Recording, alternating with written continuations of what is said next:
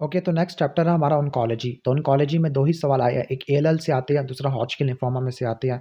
95% जो सवाल आता है वो एएलएल से आता है। तो एएलएल है मोस्ट कॉमन चाइल्डहुड मैलिग्नेंसी होती है, डाउन सिंड्रोम में देखने को मिलती है, 2 से लेकर 3 साल वाले बच्चों में देखने को मिलती है। अब इसमें एनीमिया आपको देखने को मिलेगा, आरबीसी कम हो गए, प्लेटलेट कम हो गए, लेकिन डब्ल्यूबीसी बहुत सारे हो गए, क्लियर? लेकिन वो डब्ल्यूबीसी किसी काम के नहीं होंगे, जिसकी वजह से आपको इन्फेक्शन, टॉक्सिक लुक देखने को मिल सकता है।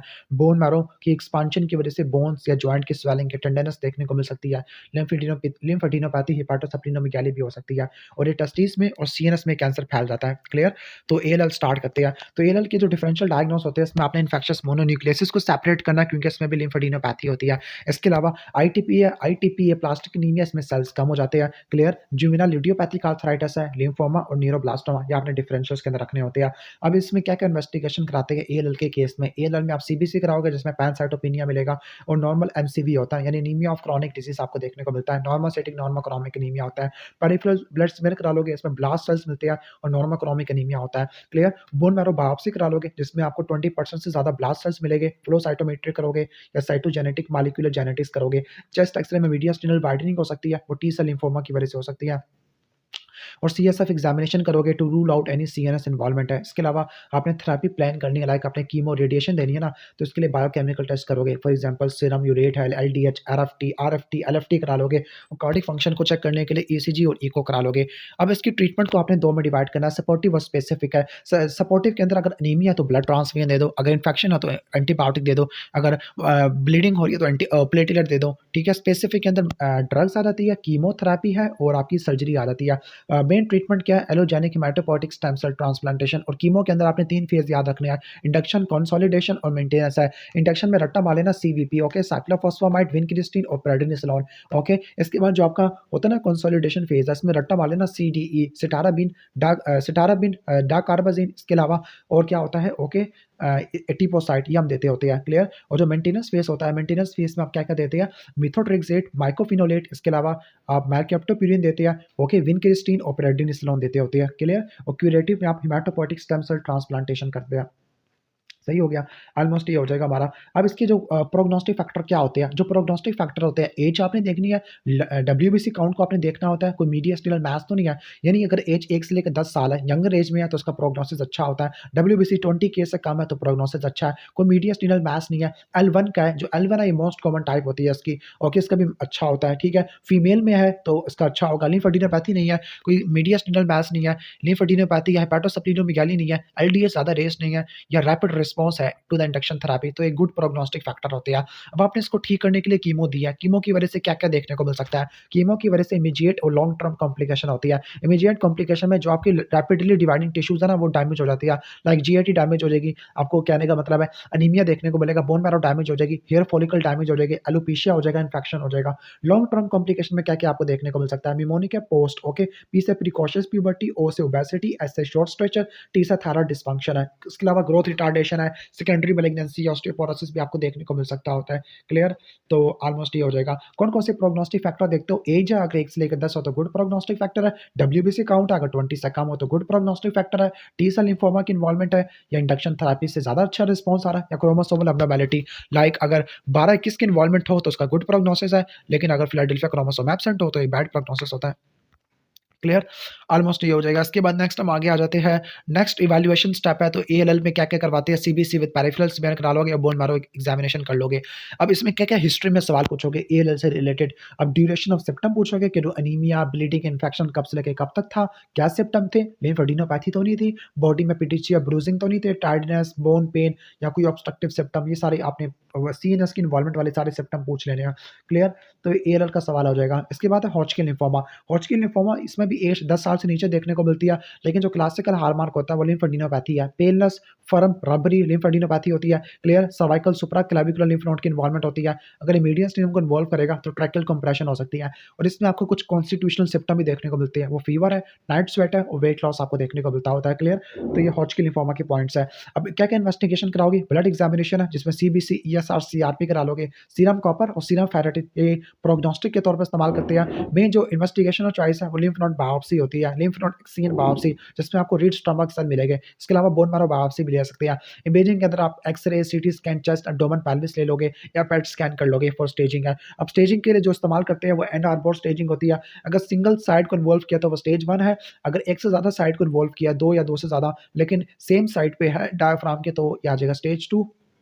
अगर दोनों साइडों पे है तो ये स्टेज 3 और डिससेमिनेटेड है तो ये स्टेज 4 हो जाएगा। What are the differential diagnosis of Hodgkin lymphoma? तो जो आपके कहने का मतलब है जिन कंडीशंस पे आपको लिम्फ नोड की इन्वॉल्वमेंट देखने को मिलती है लाइक सार्कोइडोसिस है, लिम्फोसिटिक लिम्फोमा है या मिलियरी ट्यूबरकुलोसिस है। क्लियर? ऑलमोस्ट ये हो जाएगा। इसके बाद नेक्स्ट है कि 4 ईयर ओल्ड बॉय है यानी 2 से लेकर 3 साल वालों में देखने को मिलता है। फीवर, पैलर, बोन पेन है, रिवर्स हेपेटोसेप्टिनोमेगाली है। तो क्या करोगे आप कन्फर्मेशन के लिए बोन मैरो बायोप्सी करा लोगे। कोआगुलेशन डिस्टर्बेंस आपको एएमएल की M3 टाइप में देखने को मिलती है क्योंकि इसमें और रोड्स होते हैं, माइलोपोरोसिडेस ग्रैन्यूल्स होते हैं, वो डीआईसी करवा देंगे। इसमें 15-17 की ट्रांसलोकेशन भी होती है और ट्रीटमेंट में आल ट्रांस रेटिनोइक एसिड होता है। ठीक है, हॉजकिन लिम्फोमा की अगर सिंगल सर्वाइकल और बायलैटरल लिम्फेडिनोपैथी है। बायलैटरल का मतलब क्या होता है कि स्टेज 3 होता है। बेस्ट प्रोग्नोसिस होती है एएलएल में देखने को मिलती है। एनीमिया, इन्फेक्शन है, ब्लीडिंग है तो एएलएल में देखने को मिलता है। Best investigation bone marrow biopsy होती है। स्टेजिंग ऑफ हॉजकिन लिम्फोमा अगर स्प्लीनोमेगाली है और सर्वाइकल लिम्फेडिनोपैथी अगर बायलैटरल है तो फिर हम लेबल करेंगे उसको स्टेज 3। इन्वेस्टिगेशन फॉर एएलएल है तो बोन मैरो बायोप्सी करानी होती है। ठीक है, एएलएल के लिए बोन मैरो बायोप्सी है। सुप्राक्लेविकुलर और एक्सिलरी लिम्फ नोड की इन्वॉल्वमेंट है लेकिन हेपेटोसेप्टिनोमेगाली नहीं है, लेकिन लिम्फ नोड की इन्वॉल्वमेंट है, खासतौर पर एक्सियल लिम्फ नोड की इन्वॉल्वमेंट है तो ये हॉजकिन लिम्फोमा होता है। ठीक है, कंफर्मेटरी या gold standard investigation for ALL bone marrow biopsy होती है। इसमें फ्लो साइटोमीटर करती है। बेस्ट प्रोग्नोसिस एएलएल का होता है, खासतौर पे L1 टाइप का होता है। Most common prognostic factor age like 1 से लेकर 10 की होनी चाहिए और टीएलसी 20 से कम होने चाहिए। ल्यूकेमिया जिसमें डीआईसी होता है तो वो एएमएल M3 होता है और जो स्टेजिंग यूज करते हैं वो एन आर्बोर स्टेजिंग होती है। लाइक अगर दोनों साइडों डायफ्राम के दोनों साइडों को इन्वॉल्व कर रहा है तो वो आपकी स्टेज 3 हो जाती है। क्लियर? इसके बाद हम चलते हैं जीआईटी वाला सेक्शन है। जीआईटी में पहला है लैक्टोज इंटॉलरेंस और दूसरा सीलिक डिजीज। लैक्टोज इंटॉलरेंस में जो डायरिया होता है वो बिफोर वीनिंग देखने को मिलता है। सीलिक डिजीज में डायरिया आफ्टर वीनिंग देखने को मिलता है। इसके अलावा लैक्टोज इंटॉलरेंस में क्या होगा, वाटरी, फ्रॉथी, सोर स्मेलिंग स्टूल आपको देखने को मिलते हैं। स्टूल में रिड्यूसिंग सब्सटेंस होगा। फ्लैचुलेंस और एब्डोमिनल पेन आपको देखने को मिल सकता होता है ओल्डर चिल्ड्रन में। ठीक हो गया? क्लियर? वेट लॉस होगा और स्टूल की पीएच एसिडिक होती है। ठीक है, लैक्टोज इंटॉलरेंस में जो इन्वेस्टिगेशन है सबसे पहले लैक्टोज इंटॉलरेंस टेस्ट कराते हैं, दूसरा हाइड्रोजन ब्रेथ टेस्ट और नंबर 3 इंटेस्टिनल बायोप्सी है। ट्रीटमेंट के अंदर लैक्टोज फ्री डाइट या लैक्टोज रिड्यूस्ड डाइट है। इसके अलावा आप क्या दोगे, कैल्सिफाइड फोर्टिफाइड जूसेस या विटामिन डी सप्लीमेंट दोगे क्योंकि डेफिशिएंसी हो सकता है। लैक्टेज एंजाइम की सप्लीमेंट दोगे या योगर्ट या हार्ड चीज़ दे दोगे। इसके बाद सीलिक डिजीज़ है। सीलिक डिजीज़ में जो डायरिया होता है वो आफ्टर वीनिंग देखने को मिलता है। मैल अब्जॉर्प्शन की वजह से वेट लॉस होगा। एडीमा होता है, प्रोटीन कम है। स्टीटोरिया दैट मीन्स फैट की अब्जॉर्प्शन नहीं हो पा रही। एब्डोमिनल डिस्टेंशन होता है और ओरल अल्सरेशन भी हो सकती है। आयरन या फोलेट की डेफिशिएंसी देखने को मिल सकती है डिपेंडिंग अपॉन डुओडेनम या जुजिनम इन्वॉल्व हुआ है। प्यूबर्टल डिले या शॉर्ट स्ट्रेचर हो सकता है। लास्ट में डर्मेटाइटिस हर्पेटिफॉर्मिस है। सही हो गया। अब क्वेश्चन नंबर 1 पे आ जाते हैं। क्वेश्चन नंबर 1 में क्रॉनिक डायरिया है तो उसका सीलिक डिजीज आ जाएगा। डिफरेंशियल के अंदर क्रॉनिक डायरिया की बाकी कॉजेज लिख देने हैं लाइक क्रॉन्स में आपको देखने को मिलता है, ट्रॉपिकल सप्रू होता है, विपल्स डिजीज होता है, जीआरडीएसिस होता है, इसमें आपको स्टीटोरिया देखने को मिलता है। इन्वेस्टिगेशन में आप एचएलए टाइपिंग करा लोगे, DQ2 DQ8 है। सीबीसी में माइक्रोसेटिक या मैक्रोसेटिक हो जाएगा। जो मेन इन्वेस्टिगेशन है वो सिरोलॉजी और डुओडेनो जुजिनल बायोप्सी है। डुओडेनो जुजिनल बायोप्सी करा लोगे, more than 4 biopsy from the second part of duodenum और एक आप डुओडेनल बल्ब से लोगे। अब बायोप्सी में आपको विलस एट्रोफी, क्रिप्ट हाइपरप्लेजिया और इंट्राएपिथेलियल लिम्फोसाइटोसिस मिलता है। सिरोलॉजी में आप एंटी टीटीजी करा लोगे, एंटी ग्लियाटिन, एंटी एंडोमाइसियल करा लोगे। क्लियर? एंटी एंडोमाइसियल, एंटी ग्लियाटिन जो कि आईजीजी आईजीए हो सकती है। क्लियर? अब इसका ट्रीटमेंट क्या होता है? ट्रीटमेंट में डाइटरी थेरेपी है लाइक आपने सारी जिंदगी ग्लूटेन फ्री डाइट देनी है। ओके, साथ में आपने बार्ली, राई, ओट, व्हीट आपने देना होता है। क्लियर? इसके अलावा आपने राइस, मीट, डेयरी प्रोडक्ट आपने देनी है। अल्कोहल को अवॉइड करना होता है। ठीक है, अगर डर्मेटाइटिस हर्पेटिफॉर्मिस है तो आपने डेप्सोन देना होता है। विटामिन्स, मिनरल्स देनी है अगर कोई मैल अब्जॉर्प्शन है। न्यूमोकोकल वैक्सीनेशन देनी है स्प्लीन की एट्रोफी के लिए और अगर सीवियर डिजीज है तो कॉर्टिकोस्टेरॉइड आपने दे देना है। क्लियर? तो ऑलमोस्ट ये हो जाएगा हमारा सीलिक डिजीज के अच्छा खासा सवाल है। जीआईटी से मेनली सीलिक डिजीज या फिर कहने का मतलब है कि अ, और कहाँ से सवाल आएगा, सीलिक डिजीज और इसके अलावा क्रॉनिक डायरिया यहाँ से आता है, डिहाइड्रेशन में से आता है। इसके बाद विल्सन डिजीज है, हेपाटो सेलुलर डिजनरेशन या हेपाटोलेंटिकुलर डिजनरेशन आना चाहिए था।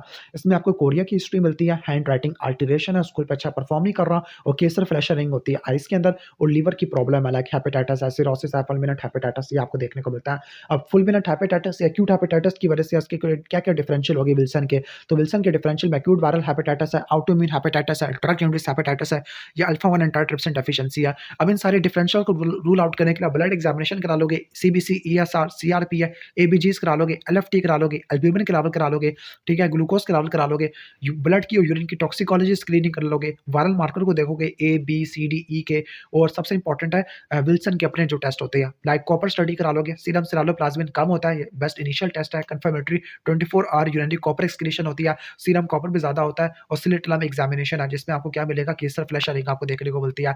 अब इसकी क्या मैनेजमेंट होती है, न्यूट्रिशनल मैनेजमेंट के अंदर आपने कॉपर कंटेनिंग डाइट ये नहीं लेनी, like liver, chocolate, nuts, dry fruit, और कॉपर कंटेनिंग यूटेंसिल्स भी आपने इस्तेमाल नहीं करने किचन के अंदर, ठीक हो गया। तो ये आ जाएगा न्यूट्रिशनल मैनेजमेंट है। बाकी ड्रग्स के अंदर जो कौन कौन सी होती है, पेनिसिलिन प्लस B6 है, ट्राइएंटीन है, जिंक देते हैं, और लीवर की ट्रांसप्लांटेशन करते हैं, उस सिबलिंग्स की आपने स्क्रीनिंग करनी होती है। नेक्स्ट है इंटुससेप्शन। इंटुससेप्शन में क्या होगा, इन्फेंट को काफी ज्यादा सीवियर एब्डोमिनल पेन होगा जिसकी वजह से वो रो रहा होगा, लेग्स को ड्रा कर लेगा, पेल होगा और रेस्टलेस होगा, बिलस वॉमिटिंग देखने को मिलती है, रेड क्यूरिन जेली स्टूल आपको देखने को मिलता होता है, एब्डोमिनल एग्जामिनेशन में सॉसेज शेप मैस होगा अम्बिलिकस में, और राइट इलिक फोसा बिल्कुल खाली पड़ा होगा जिसको बोलते हैं साइंस ऑफ डांस। तो इंटुससेप्शन होता है। मोस्ट कॉमन जो टाइप ऑफ इंटुससेप्शन है वो इलियोकोलिक होती है। क्लियर। इन्वेस्टिगेशन कौन कौन से कराओगे, सबसे पहले आप सीटी स्कैन करा लोगे, सीटी स्कैन पे आपको sausage shape soft tissue mass मिलेगा, मोस्ट सेंसिटिव यही है। ओके, बाकी जो इनिशियल है वो आप प्लेन एक्सरे करा लोगे, टारगेट या मेनिस्कस साइन होता है, अल्ट्रासाउंड डायग्नोस्टिक होता है जिसमें kidney shape mass longitudinal view में, और टारगेट अपीयरेंस आपको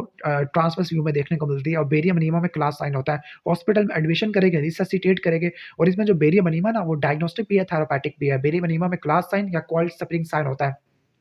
और थेरापेटिक कैसे है कि आप इससे हाइड्रोस्टैटिक रिडक्शन करोगे कंट्रास्ट या एयर एनीमा से, और अगर ये फेल हो जाता है तो आपने इलियोकोलेक्टमी प्लस प्राइमरी एनास्टोमोसिस करना है। इसके बाद मैल न्यूट्रिशन है। मैल न्यूट्रिशन जो सीवियर एक्यूट मैल न्यूट्रिशन होती है, इसमें बायलैटरल पिटिंग एडीमा देखने को मिलता है, weight over height, 2 standard deviation आपको कम देखने को मिलती है। इसके अलावा और क्या होगा, ओके, और जो कहने का मतलब है मिड अपर आर्म सर्कमफ्रेंस 11.5 से कम हो जाता है। अब जो मेरस्मस और कवाशी और करा, मेरस्मस फैट की वजह से फैट की प्रोटीन और कैलोरी की डेफिशिएंसी की वजह से होता है। इसमें आपको वेस्टिंग होता है, बच्चा थिन होता है लेकिन अलर्ट होता है, और कोई एडीमा नहीं होता। कवाशी में प्रोटीन की डेफिशिएंसी होती है, ग्रोथ रिटार्डेशन होती है, एडीमा होता है, और एपैथी देखने को मिलती है। अब इसका जो डायग्नोस असल में मरस्मस लिखा हुआ है, ये मरस्मस नहीं है, कवाशी है। बाकी डिफरेंशियल में सिलिक डिजीज या ट्रॉपिकल सप्लू ऐड कर लोगे। Best indicator of malnutrition acute के लिए वेस्टिंग देखते हो। वेस्टिंग कब लेबल करते हैं, जब वेट ओवर हाइट क्या हो जाती है, कम हो जाती है। ओके, वेट ओवर हाइट कम है तो वो वेस्टिंग है, और अगर स्टंटिंग होती है, क्रॉनिक को शो करती है, हाइट ओवर एज कम हो जाती है। बाकी डेली एनर्जी रिक्वायरमेंट सेम वही फार्मूला 0 से लेकर 10 तक 100 होती है, और 10 से लेकर 20 में आप 50 ऐड करते होते हैं।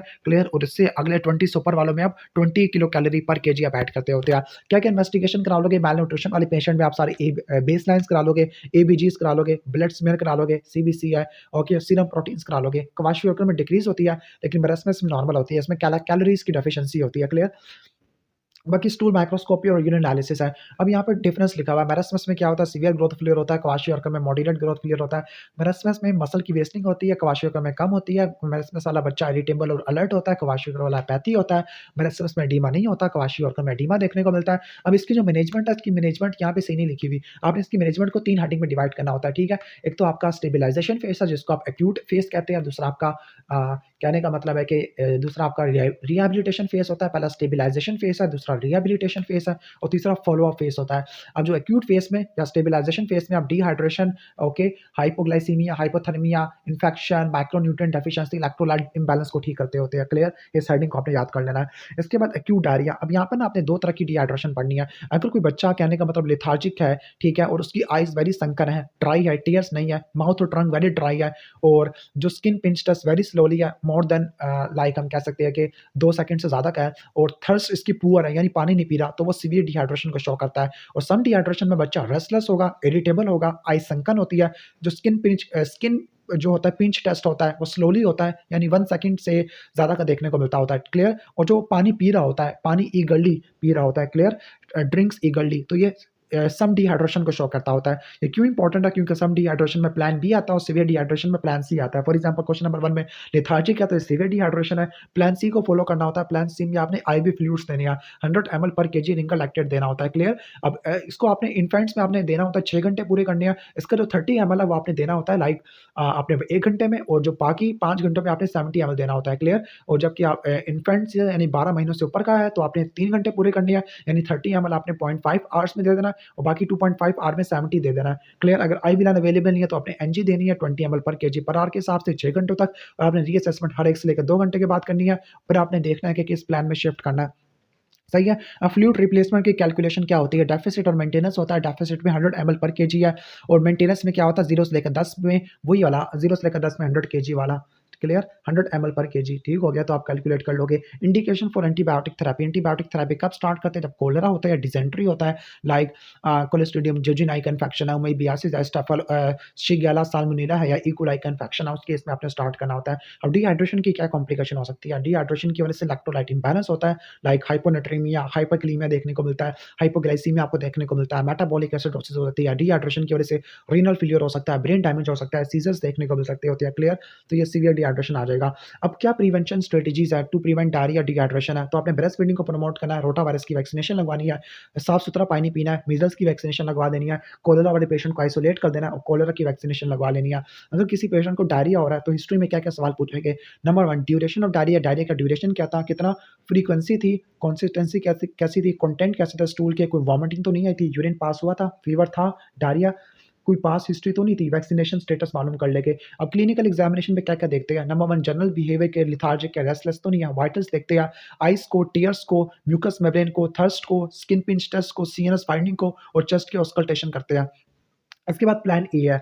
अब प्लान ए में क्या-क्या पॉइंट्स होते हैं? नंबर 1, आपने एक्स्ट्रा फ्लूइड देनी है than the usual. Okay, extra fluid में आप ओआरएस दे सकते हो या होम बेस्ड फ्लूइड है, लाइक आप सोप वगैरह, योगर्ट वगैरह दे सकते हो। ओके, अगर बच्चा 2 साल से नीचे है तो 50 से लेकर 100, अगर 2 साल से ऊपर है तो 100 से लेकर 200 होते हैं। क्लियर? रूल 2 में आपने ज़िंक देना होता है, वंस अगेन अगर 6 महीनों से कम है तो 10 और 6 महीनों से ज़्यादा है तो 20 मिलीग्राम देने होते हैं फॉर 14 डेज़। इसके बाद आपने फीड करना होता है चाइल्ड को, लाइक ब्रेस्ट फीडिंग को कंटिन्यू करना है या फिर आप फार्मूला मिल्क इस्तेमाल कर सकते हैं या आप सीरियल्स, वेजिटेबल्स या हाई रिच फूड्स आप दे सकते हैं। ये प्लान ए था जो कि नो डिहाइड्रेशन में करते हैं। और आपने कब रेफर करना होता है? जब वो बहुत ज़्यादा वाटरी स्टूल पास करे या वॉमिटिंग हो, थर्स्टी हो या वो प्लान बी या प्लान सी वाली इंडिकेशन में चेंज हो जाए।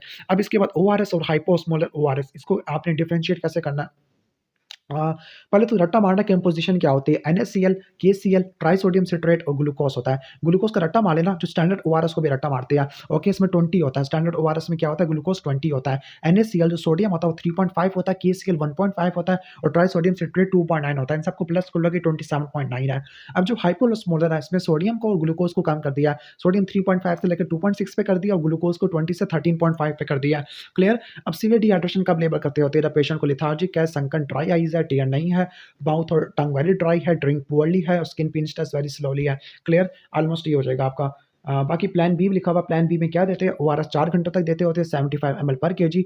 ओके, प्लस 10 टू 20 ml पर KG for each loose stool है। फीडिंग को कंटिन्यू करते हैं, अगर बच्चा और ओआरएस चाहिए तो और दे देंगे। अगर कोई ओवर हाइड्रेशन हो रही है तो आपने पफी, लाइक ओवर हाइड्रेशन यानी पफी फेस हो रहा है तो आपने ओआरएस को रोक देना होता है। क्लियर? जिंक की सप्लीमेंट देनी होती है, ब्रेस्ट फीडिंग को कंटिन्यू करना होता है। डिहाइड्रेशन में क्या क्या इन्वेस्टिगेशन कराते हैं? सीबीसी करा लोगे, स्टूल की और यूरिन की एग्जामिनेशन कर लोगे।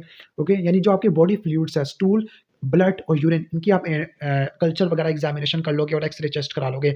अब डिफरेंशियल क्या क्या डिहाइड्रेशन के? तो यहाँ पर डिफरेंशियल के अंदर सम डिहाइड्रेशन के अलावा cholera, protein cow milk allergy, lactose intolerance और सीलिक डिजीज जो कि वाटरी डायरिया करवाते हैं।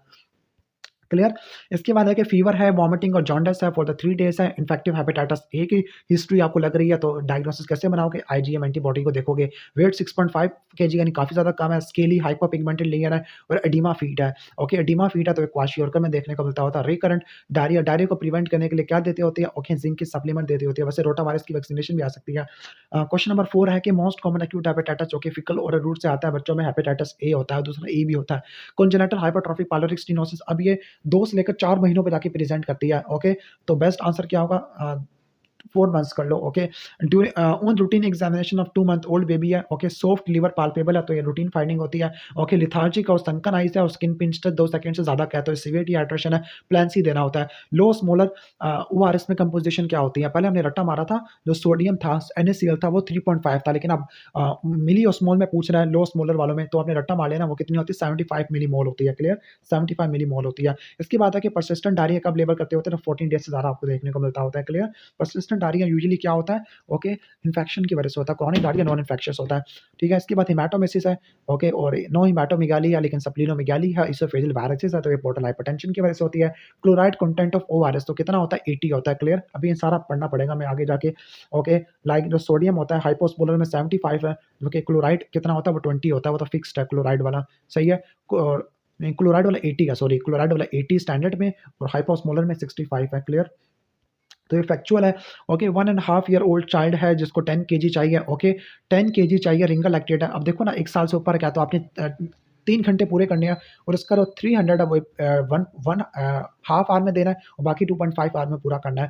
डायरी आफ्टर वीनिंग सिलिक डिजीज में देखने को मिलता है। Pain in right hypochondrium, jaundice और कुछ बाहर से कुछ खा लिया है तो एक्यूट हेपेटाइटिस ए होता है। Forceful projectile vomiting after feeding इन इन्फेंट तो हाइपरट्रॉफिक पायलोरिक स्टेनोसिस में होती है। साइंस ऑफ डिहाइड्रेशन तो आपको हाइपोवोलेमिक शॉक देखने को मिलता है, लाइक ब्लड प्रेशर कम होता है और पल्स ज़्यादा देखने को मिलती है। एपैथिक और एडिमेटस चाइल्ड को क्वाशियोरकर होता है। Perianal fistula mass in right iliac fossa Crohn's में देखने को मिलती है। सिलिक डिजीज में आपने वीट को विड्रॉल करना होता है। पैरासिटामोल पॉइजनिंग में लीवर अफेक्टेड होता है। जॉन्डिस आफ्टर 20 डेज और क्ले कलर्ड स्टूल मतलब ऑब्स्ट्रक्टिव जॉन्डिस है। Okay, clear. तो ये बिलियरी एट्रीजी की वजह से होता है, मोस्ट कॉमन जो कॉन्जुगेटेड होता है। White spot vitamin A deficiency में देखने को मिलते हैं। हेपेटिक एन्सेफेलोपैथी में अमोनिया का लेवल बढ़ जाता होता है। जॉन्डिस की हिस्ट्री और पॉजिटिव हिस्ट्री है। सिबलिंग्स में अभी भी एक्यूट हिस्ट्री है तो हेपेटाइटिस ए आ जाएगा। ठीक हो गया। थर्स्टी और पानी ले सकता है तो वह सम डिहाइड्रेशन है। रिड्यूसिंग शुगर इन फीसेस तो लैक्टोज इंटॉलरेंस में होती है। एक चाइल्ड इमरजेंसी में आया है with maroon colour bleeding into susception में होती है। Poor prognostic factor for cirrhotic jaundice, अगर 7 दिन से ज़्यादा की हिस्ट्री है और हेपेटिक एन्सेफेलोपैथी हो गया तो ये पुअर प्रोग्नोस्टिक फैक्टर होता है। Thin streak of blood mix in stool है। ओके, तो इंटेस्टाइनल पॉलिप में आपको ब्लीडिंग पर रक्तम देखने को मिल सकती होती है। Elevated urinary copper Wilson disease में देखने को मिलता है। ग्रेड 4 स्टूल है लेकिन कोई ब्लड नहीं है। Okay, for 12 days. Okay, blood नहीं है तो एक्यूट वाटरी डायरिया आ जाएगा। ओके, 14 डेज से ज़्यादा का होता है तो हम क्रॉनिक लेबल कर देते हैं। Fluid for severe dehydration in 8 month तो रिंगल एक्टेड देते होते हैं। वंस अगेन ओके, 8 मंथ है तो आपने 6 घंटे पूरे करने हैं। 30 ml पहले घंटे में, बाकी 5 घंटे में 70 आ जाएगा। कंफर्मेटरी इन्वेस्टिगेशन फॉर इंटरसेप्शन तो वो बेरियम स्टडीज होती है। Okay, clear. गोल्ड स्टैंडर्ड आपकी यही होती है, बेरियम स्टडीज क्लास में मिलता होता है। हिस्ट्री ऑफ वीनिंग है और एब्डोमिनल डिस्टेंशन, शॉर्ट स्ट्रेचर, बल्कि स्टूल, सिलिक डिजीज में देखने को मिलते हैं। एक गर्ल जिसको लर्निंग डिफिकल्टी विद एटेक्सिया और सिस्टर को भी सेम प्रॉब्लम है यानी न्यूरोलॉजिकल नहीं है ना, तो विल्सन डिजीज में देखने को मिलती होती है। Olive like mass on examination hypertrophic pyloric stenosis में होता है। मैल न्यूट्रिशन में जो वेस्टिंग होती है वो मिड अपर आर्म सर्कमफ्रेंस से देखते होते हैं। क्लियर, सही हो गया। 11.5 से कम होना चाहिए। हालांकि वेस्टिंग के लिए शो होता है वेट और हाइट होता है। पैरासिटामोल पॉइजनिंग में जो एंटीडोट होता है वो एसिटाइलसिस्टीन होता है। ओके, केक या बिस्किट खाने की वजह से मैल एब्जॉर्प्शन हो गया तो सिलिक डिजीज होता है। सिलिक डिजीज का ट्रीटमेंट होता है gluten free diet. Bloody diarrhoea ulcerative colitis में होता है। पहले वाटरी फिर ब्लडी, तो ये एंटीरोटॉक्सिजेनिक आपको में देख एंटीरो हैमरेजिक वाले में, बल्कि शीगा टॉक्सिन वाले में देखने को मिलता है। ओके, एसर्शिया कोलाई वाले में। Skin pinch test very slowly तो सीवियर डिहाइड्रेशन होता है। फीवर, एनोरेक्सिया, टेंडर हिपैटोमेगाली है तो हेपेटाइटिस ए होता है। Full smelling diarrhoea since the start of weaning तो ये सिलिक डिजीज होता है। ग्लूटेन फ्री डाइट होता है। Potassium in WHO ORS। Okay, WHO ORS में जो स्टैंडर्ड उसका रट्टा मार लो, सोडियम 90 है। ओके, पोटेशियम कितना होता है? पोटेशियम होता है आपका, अच्छा, सोडियम और सिट्रेट, सोडियम सिट्रेट है और अच्छा सोडियम के बाद क्लोराइड आता है, सोडियम 90 है। ओके, फिर आपका क्लोराइड आता है तो 80 है। ओके, 90 में से 80 निकाला तो 10 आ जाएगा, तो सिट्रेट आ जाएगा और पोटेशियम का रट्टा मान लो वो 20 है। बड़े फजूल से मैंने मॉर्निंग बताया। इसके बाद नेक्स्ट आगे चलते होते हैं। सिवियर डायरिया जिसकी वजह से एब्डोमिनल डिस्टेंशन है तो हाइपरक्लोरेमिक मेटाबॉलिक एसिडोसिस होती है डायरिया की वजह से। History of acute hepatic fever है, कन्फ्यूजन और कन्वर्जन हो रही है तो हेपेटिक एन्सेफेलोपैथी है। अमोनिया के अलावा चक्कर आना है। नॉर्मल एलएफटी, सप्लीनोमेगाली है। हेमाटोमेसिस तो मलीना हो रहा है। ओके, लेकिन नॉर्मल एलएफटी है, मसला लीवर का नहीं है तो पोर्टल वेन थ्रोम्बोसिस हो सकती है। एटोपी है, ग्रोथ रिस्ट्रिक्शन है। वीज और डायरिया हो रहा है और एलर्जी है तो मिल्क प्रोटीन एलर्जी की वजह से हो सकती है। Okay, initial test in case of jaundice है, टेंडर हिपैटोमेगाली और पिटिची है तो हेपेटाइटिस ए का टेस्ट कराना होता है। ब्लडी स्टूल विद रिमिशन और रिलैप्स तो अल्सरेटिव कोलाइटिस में देखने को मिलते हैं। इन्वेस्टिगेशन ऑफ चॉइस इन सिलिक डिजीज तो डूडिनल जुजिनल बायोप्सी होती है। Okay, clear. इसके बाद ब्लडी स्टूल है विद डिस्टेंडेड एब्डोमेन तो इंटरसेप्शन होता है तो आपने क्या करवाना है? एक्सरे एब्डोमेन कराना होता है, इरेक्ट व्यू कराना है। इसमें आपको क्या मिलेगा? आपको एक्सरे एब्डोमेन के अंदर टारगेट या मेनिस्कस साइन देखने को मिल सकता होता है। बेबी 9th मंथ का सारी फूड को स्पिट आउट कर देता है since 1 month of the age तो एक गार्ड में देखने को मिलता है। रिपीटेड वॉमिटिंग आपको देखने को मिलती है। सही है। Chronic diarrhoea after the start of weaning है, एब्डोमिनल डिस्टेंशन और शॉर्ट स्ट्रेचर है तो सिलिक डिजीज होता है। इन्वेस्टिगेशन ऑफ जो डूडिनल जुजिनल बायोप्सी होती है और जो आपने ब्रो को वाइट करना है, बार्ली, राई, ओट, व्हीट है और आपने लैक्टोज इंटॉलरेंस से कंफ्यूज नहीं करना, उसमें डायरिया बिफोर वीनिंग होता है। हेपेटिक एन्सेफेलोपैथी में अमोनिया के एक्युमुलेशन देखने को मिलती है। फिकल ओरल रूट से ट्रांसमिट हुआ है। राइट अपर कॉन्ट्री में पेन है। ओके, बाहर से कुछ खाया और जॉन्डिस है तो हेपेटाइटिस से आईजीएम का लेवल कराना होता है। फोर्सफुल प्रोजेक्टाइल वॉमिटिंग है, नॉन ब्लस वॉमिटिंग है, 4 to 6 वीक में हो रही है। ओलिव लाइक मैस है तो ये आपको इन्फेंटाइल हाइपरट्रॉफिक पायलोरिक स्टेनोसिस में देखने को मिलता है। Edema, apathetic child growth retardation, kwashiorkor है। मेरिस्मस में कोई एडीमा नहीं होता। बाकी कंपोजिशन ऑलरेडी बता चुका हूं। सोडियम कितना होता है? स्टैंडर्ड रट्टा मारना बस WHO वाला। ओके, 90 था, 90 मिली एक्विवेलेंट पर लीटर था। फिर मैंने बताया था क्लोराइड है जो कि 80 होता है। फिर मैंने कहा था कि सिट्रेट है जो कि 10 होता है और लास्ट में आपने जाना पोटेशियम जो कि 20 होता है। इसके बाद लिखा है कि यहाँ पे क्लासिफिकेशन लिखी है मॉडरेट और सीवियर को कैसे डिफरेंशिएट करना है। ठीक है, सीवियर में सिमेट्रिकल एडीमा होता है। ठीक है, और जो वेस्टिंग होती है, वेस्टिंग क्या होती है? Height for wait for height होती है वेस्टिंग। ओके, सीवियर में 70 70% से आपको कम देखने को मिलेगी, ओके, यानी वेट फॉर हाइट 70% से कम होगी, क्लियर। जबकि मॉडरेट में 70 टू 79 है, जबकि हाइट फॉर एज क्या होती है, मॉडरेट में 85 टू 89 है और सीवियर में 85 से कम होती है। ओके, तो नेक्स्ट चैप्टर है इम्यूनाइजेशन एंड इन्फेक्शन वाला। तो टाइप्स ऑफ वैक्सीनेशन है, तो वैक्सीन की आपने 4 टाइप्स बना लेनी है, बल्कि 5 है। लाइव एटीन्यूएटेड वैक्सीन है, किल्ड वैक्सीन है, टॉक्सॉइड है, पॉलीसैकेराइड है और जेनेटिकली इंजीनियर्ड वैक्सीन है। जेनेटिकली इंजीनियर्ड वैक्सीन में हेपेटाइटिस बी की वैक्सीन है, पॉलीसैकेराइड वैक्सीन में जो इनकैप्सुलेटेड बैक्टीरिया होते हैं उनकी वैक्सीनेशन है, like meningococcal, pneumococcal, H influenza type B. Toxoid में डिप्थीरिया और टेटनस की है। पर्ट्यूसिस आपका किल्ड में जाता होता है, ठीक हो गया, okay. Pertussis, hepatitis A, cholera, influenza और आईपीवी ये आपकी जाती होती है किल्ड इनएक्टिवेटेड में। जबकि लाइव एटीन्यूएटेड वैक्सीनेशन है, ओके, इसका मिमोनिक होता है माई बाइसेप्ट, ओके। एम से एमएमआर आ जाएगा, बी से बीसीजी है, आई से इन्फ्लुएंजा, पी से पोलियो आ जाएगा, ओके। ई से एपिडेमिक टाइफस है, ठीक है। ये सारी वैक्सीनेशन आ जाती है और टाइफाइड की वैक्सीनेशन आ जाएगी, क्लियर। तो अगर आपसे इनएक्टिवेटेड वैक्सीनेशन के बारे में पूछे तो क्या क्या बताओगे आप, ठीक है। तो इनएक्टिवेटेड वैक्सीनेशन में हेपेटाइटिस ए, ओके, इसका मिमोनिक वैसे होता है, ओके, चीपा है, चीपा लेकिन बड़ा फजूल सा मिमोनिक है। सी से कॉलरा, एच से हेपेटाइटिस ए आ जाएगा, ठीक है। आई से आईपीवी, पर्ट्यूसिस, ओके। अब बीसीजी वैक्सीनेशन के बारे में पढ़ लेते हैं। लाइव एटीन्यूएटेड वैक्सीनेशन होती है, ओके। इसकी डोज यहाँ पे कंट्रोवर्शियल है। अब डोज ये क्या होती है कि अगर 1 महीने से कम का बच्चा है तो 0.05 और 1 महीने से ऊपर का है तो 0.1 देते होते हैं, क्लियर। इंट्राडर्मल देते हैं at the upper part of right deltoid है, क्लियर। लेफ्ट डेल्टॉइड पे लगती होती है एमएमआर, जो कि 9th मंथ और 15 मंथ पे लगती है। तो जो इसकी डोज होती है इसकी बीसीजी की 0.1 होती है, इंट्राडर्मल होती है, राइट डेल्टॉइड पे लगती है। अब बीसीजी के क्या रिएक्शन देखने को मिलती है, सबसे पहले जहाँ पे बीसीजी लगी है उस जगह पे 5 मिलीमीटर का व्हील बनेगा, फिर वो पैप्यूल में कन्वर्ट हो जाएगा 2 से लेकर 3 हफ्तों में। फिर वो बड़ा-बड़ा होता हो 5 से छठे हफ्ते में बड़ा हो जाएगा, अल्सीरेशन में कन्वर्ट होगा, फिर आपको क्रस्टिंग देखने को मिलेगी और स्कार बन जाएगा। और वैल्यू ऑफ बीसीजी वैक्सीनेशन, यानी जो बीसीजी वैक्सीनेशन होती है पल्मोनरी टीबी, ओके, मेनिंजियल और मलेरिया टीबी को काउंटर करती होती है, ओके। टाइप ऑफ वैक्सीन कौन सी है, लाइव एटीन्यूएटेड वैक्सीन होती है। अब बीसीजी वैक्सीनेशन के क्या साइड इफेक्ट होते हैं, वैक्सीनेशन से आपको कोच फिनोमिना देखने को मिल सकता होता है, ठीक है। डीप एब्सेस या अल्सरेशन हो सकती है, लिम्फेडिनोपैथी हो सकती है। अब बीसीजी के ऊपर नोट लिखना है तो बीसीजी लाइव एटीन्यूएटेड वैक्सीन होती है, डोज इसकी 0.015 से लेकर 0.1 तक होती है, डिपेंड कम। अगर 1 महीने से कम का बच्चा है तो 0.05, 1 महीने से ऊपर का है तो 0.1 आ जाएगा। इंट्रोडर्म में लगती होती है, upper part of right deltoid पे लगती होती है, क्लियर। ऑलमोस्ट ये हो जाएगा। अच्छा, ये हो जाएगा। इसके बाद हम नेक्स्ट आगे आ जाते हैं, ओके। अच्छा, कहती है अगर किसी को पोलियो का हो गया इन्फेक्शन तो क्या उसको पोलियो वैक्सीन लगेगी? हाँ, लगेगी, क्योंकि दूसरी 2 टाइप्स को काउंटर करने के लिए इस्तेमाल होती है। Contraindication of OPV, okay. तो ओपीवी किस कंडीशन में नहीं देनी है, अगर कोई एचआईवी इन्फेक्शन है, कोई इम्यूनो डेफिशिएंसी है या कोई इम्यून डेफिशिएंट हाउसहोल्ड कॉन्टैक्ट है, इस केस में नहीं देनी होती बीसीजी या ओपीवी, ओके। तो आपने ये वैक्सीनेशन या इम्यूनो कॉम्प्रोमाइज़ पेशेंट में नहीं देनी होती। वंस अगेन, जो पोलियो वैक्सीनेशन है उसकी डोज़ 0.5 होती है, वैसे आईपीवी की डोज़ 0.5 होती है। जो ओरल होती है ना उसकी तो ड्रॉप्स देती होती है।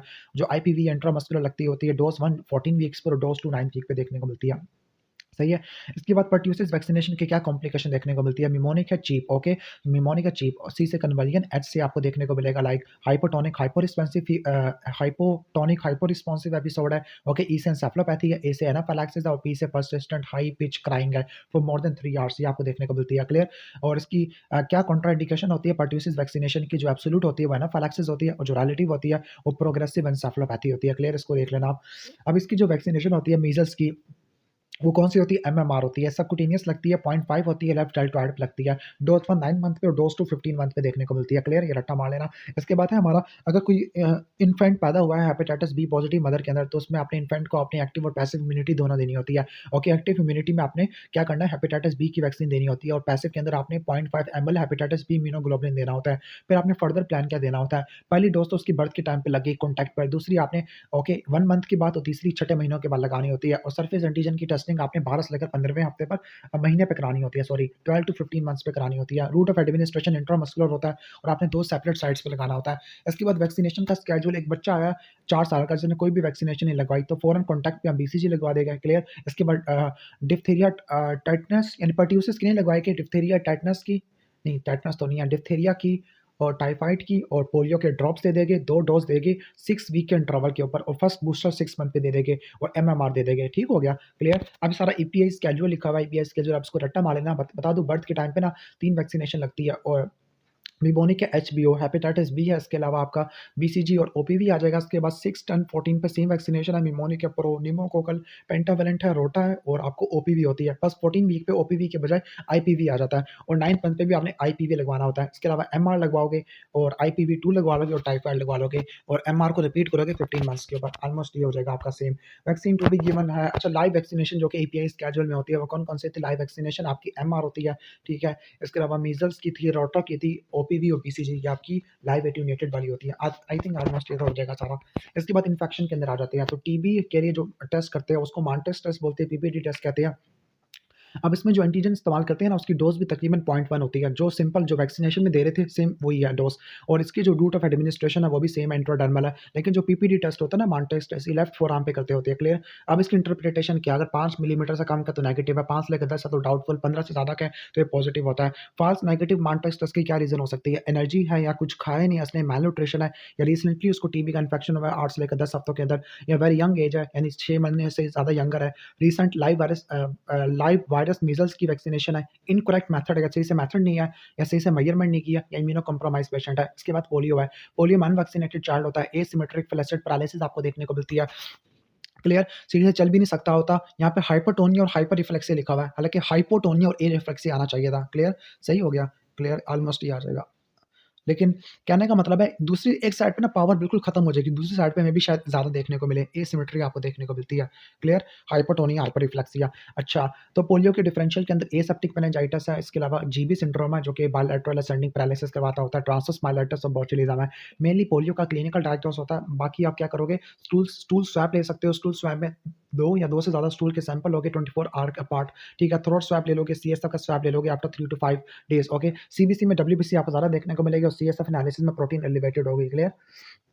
इसके बाद डेंगू शॉक सिंड्रोम है। डेंगू शॉक सिंड्रोम में आपको हाई ग्रेड फीवर होगा और शॉक वाली चीज़ें देखने को मिलेगी, लाइक ब्लड प्रेशर कम है और पल्स ज़्यादा हुई है और साथ आपको प्लाज़्मा लीक हो चुका है, ठीक हो गया, तो डेंगू शॉक सिंड्रोम होता है। डेंगू में सीबीसी करा लोगे, ल्यूकोपीनिया, थ्रोम्बोसाइटोपिनिया होता है, हेमाटोक्रिट बढ़ जाता है, टिश्यू कल्चर करा लोगे, RT PCR, nucleic acid amplification test कर लोगे, एनएसवन एंटीजन को डिटेक्ट करने के लिए एलाइज़ा कर लोगे, कन्फर्मेशन में आईजीएम और आईजीजी है, ठीक है? अब इसके 3 स्टेप्स होते हैं। स्टेप 1 में असेसमेंट करनी है, नंबर 2 आपने डिज़ीज़ को डायग्नोज़ करना है किस फेज़ में और स्टेप 3 में मैनेजमेंट है। लाइक आप शॉक को कैसे ठीक करोगे, आईवी फ्लूइड्स और आइनोट्रॉप इस्तेमाल करोगे, लाइक वेज़ोप्रेसर है, हेमरेजिक मैनिफेस्टेशन है, उसको कैसे ठीक करोगे, आप इंट्रामस्कुलर इंजेक्शन को अवॉइड करोगे, ठीक है? इसके अलावा आप एनसेड्स वगैरह को विथहोल्ड कर दोगे, एंटीप्लेटलेट ड्रग को विथहोल्ड करोगे। अगर प्लेटलेट 10,000 से कम है तो प्लेटलेट दोगे, अगर कोआगुलोपैथी है तो प्लाज़्मा दोगे और अगर एचबी 8 से कम है तो पैक आरबीसी दे दोगे, क्लियर? इसके बाद मीज़ल्स है, मीज़ल्स में 9 महीनों से लेकर 3 साल में इन्वॉल्वमेंट देखने को मिलती है। कॉप्लिक स्पॉट्स होती है जो कि व्हाइट बकल म्यूकोसा में स्पॉट्स होते हैं। मैक्युलोपैपुलर रैश होता है। असल में मीज़ल्स में ना फीवर, कफ, कोराज़ा कंजंक्टिवाइटिस है और फिर मैक्युलोपैपुलर रैश है और कॉप्लिक स्पॉट्स देखने को मिलते हैं। अब मीज़ल्स की जो मोस्ट कॉमन कॉम्प्लिकेशन होती है वो ओटाइटिस मीडिया होती है, most common cause of death pneumonia होता है, क्लियर? इसके अलावा फ्लेयर अप ऑफ टीबी भी हो सकता है और लेट कॉम्प्लिकेशन में सब एक्यूट स्क्लेरोसिस पेनिनसाइटिस है। वैक्सीनेशन आपने प्रिवेंशन के लिए देनी है, एमआर वैक्सीनेशन होती है 9th मंथ पे और 15 मंथ पे देते होते हैं। पोस्ट एक्सपोजर प्रोफाइलैक्सिस अगर 6 महीनों से कम का तो नील है, 6 से लेकर 12 महीनों का या 12 महीनों से ज़्यादा का है, ओके, तो आपने वैक्सीनेशन देनी है विदिन द 72 आवर है और अगर इम्यूनो कॉम्प्रोमाइज़ है तो 0.5 ml इम्यूनोग्लोबुलिन्स आपने देने होते हैं। इसके बाद नेक्स्ट है टेटनस इम्यूनोग्लोबुलिन, इसकी डोज़ होती है 3 से लेकर 6,000 होती है और रूट ऑफ एडमिनिस्ट्रेशन इंट्रामस्कुलर है, जबकि वैक्सीनेशन के अंदर फर्स्ट कॉन्टैक्ट पे लगती है, फर्स्ट डोज़ है, जो सेकंड डोज़ होती है वो 6 वीक, जो थर्ड डोज़ उसमें भी 6 वीक रट्टा मार लेना, फोर्थ में क्या होगा 5 ईयर और 10 फिफ्थ डोज़ होगी वो 10 ईयर, ठीक है? यानी 0, 6 वीक, 6 वीक, 5 ईयर, 10 ईयर ये रट्टा मार लेना। इसके बाद पर्ट्यूसिस है, पर्ट्यूसिस में अनवैक्सीनेटेड चाइल्ड होता है, कफ 14 डेज़ से ज़्यादा की देखने को मिलती है, साथ में paroxysmal कफ होती है, वोमिटिंग होती है, पोस्ट ट्यूसिव वॉमिटिंग देखने को मिलती है, ओके, फीवर यूजुअली इसमें नहीं होता। हो भी जाए तो फिर भी आपने रखना होता है इसको।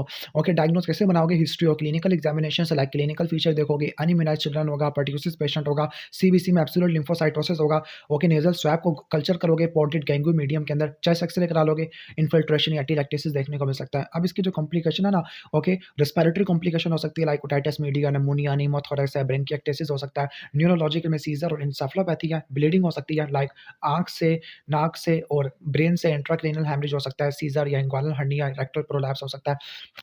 बार-बार खाँसने की वजह से, ठीक हो गया? इंग्वायनल हर्निया या रेक्टल प्रोलैप्स है और इन्फेक्शन की वजह से ग्रोथ फेलियर भी हो जाएगा। अपर्ट्यूसिस की डिफरेंशियल डायग्नोसिस के अंदर bronchiolitis, pneumonia, cystic fibrosis, TB, asthma रखना होता है। अब इसकी 3 स्टेजेस होती है, निमोनिक या सीपीसी, कैटरल, पैरोक्सिस्मल और कन्वालेसेंट फेज़ है। कैटरल स्टेज के अंदर क्या होता है, सिम्पटम अपर रेस्पिरेटरी ट्रैक्ट को मिमिक कर रही होती है। पैरोक्सिस्मल स्टेज में क्या होता है, ड्राई, हैकिंग, प्रोलॉन्ग कफ होती है, followed by inspiratory whooping, okay? Paroxysmal में कफ होती है, कन्वालेसेंट में परसिस्टेंट कफ होती है 3 महीनों तक। That is why this is called 100 day cough है।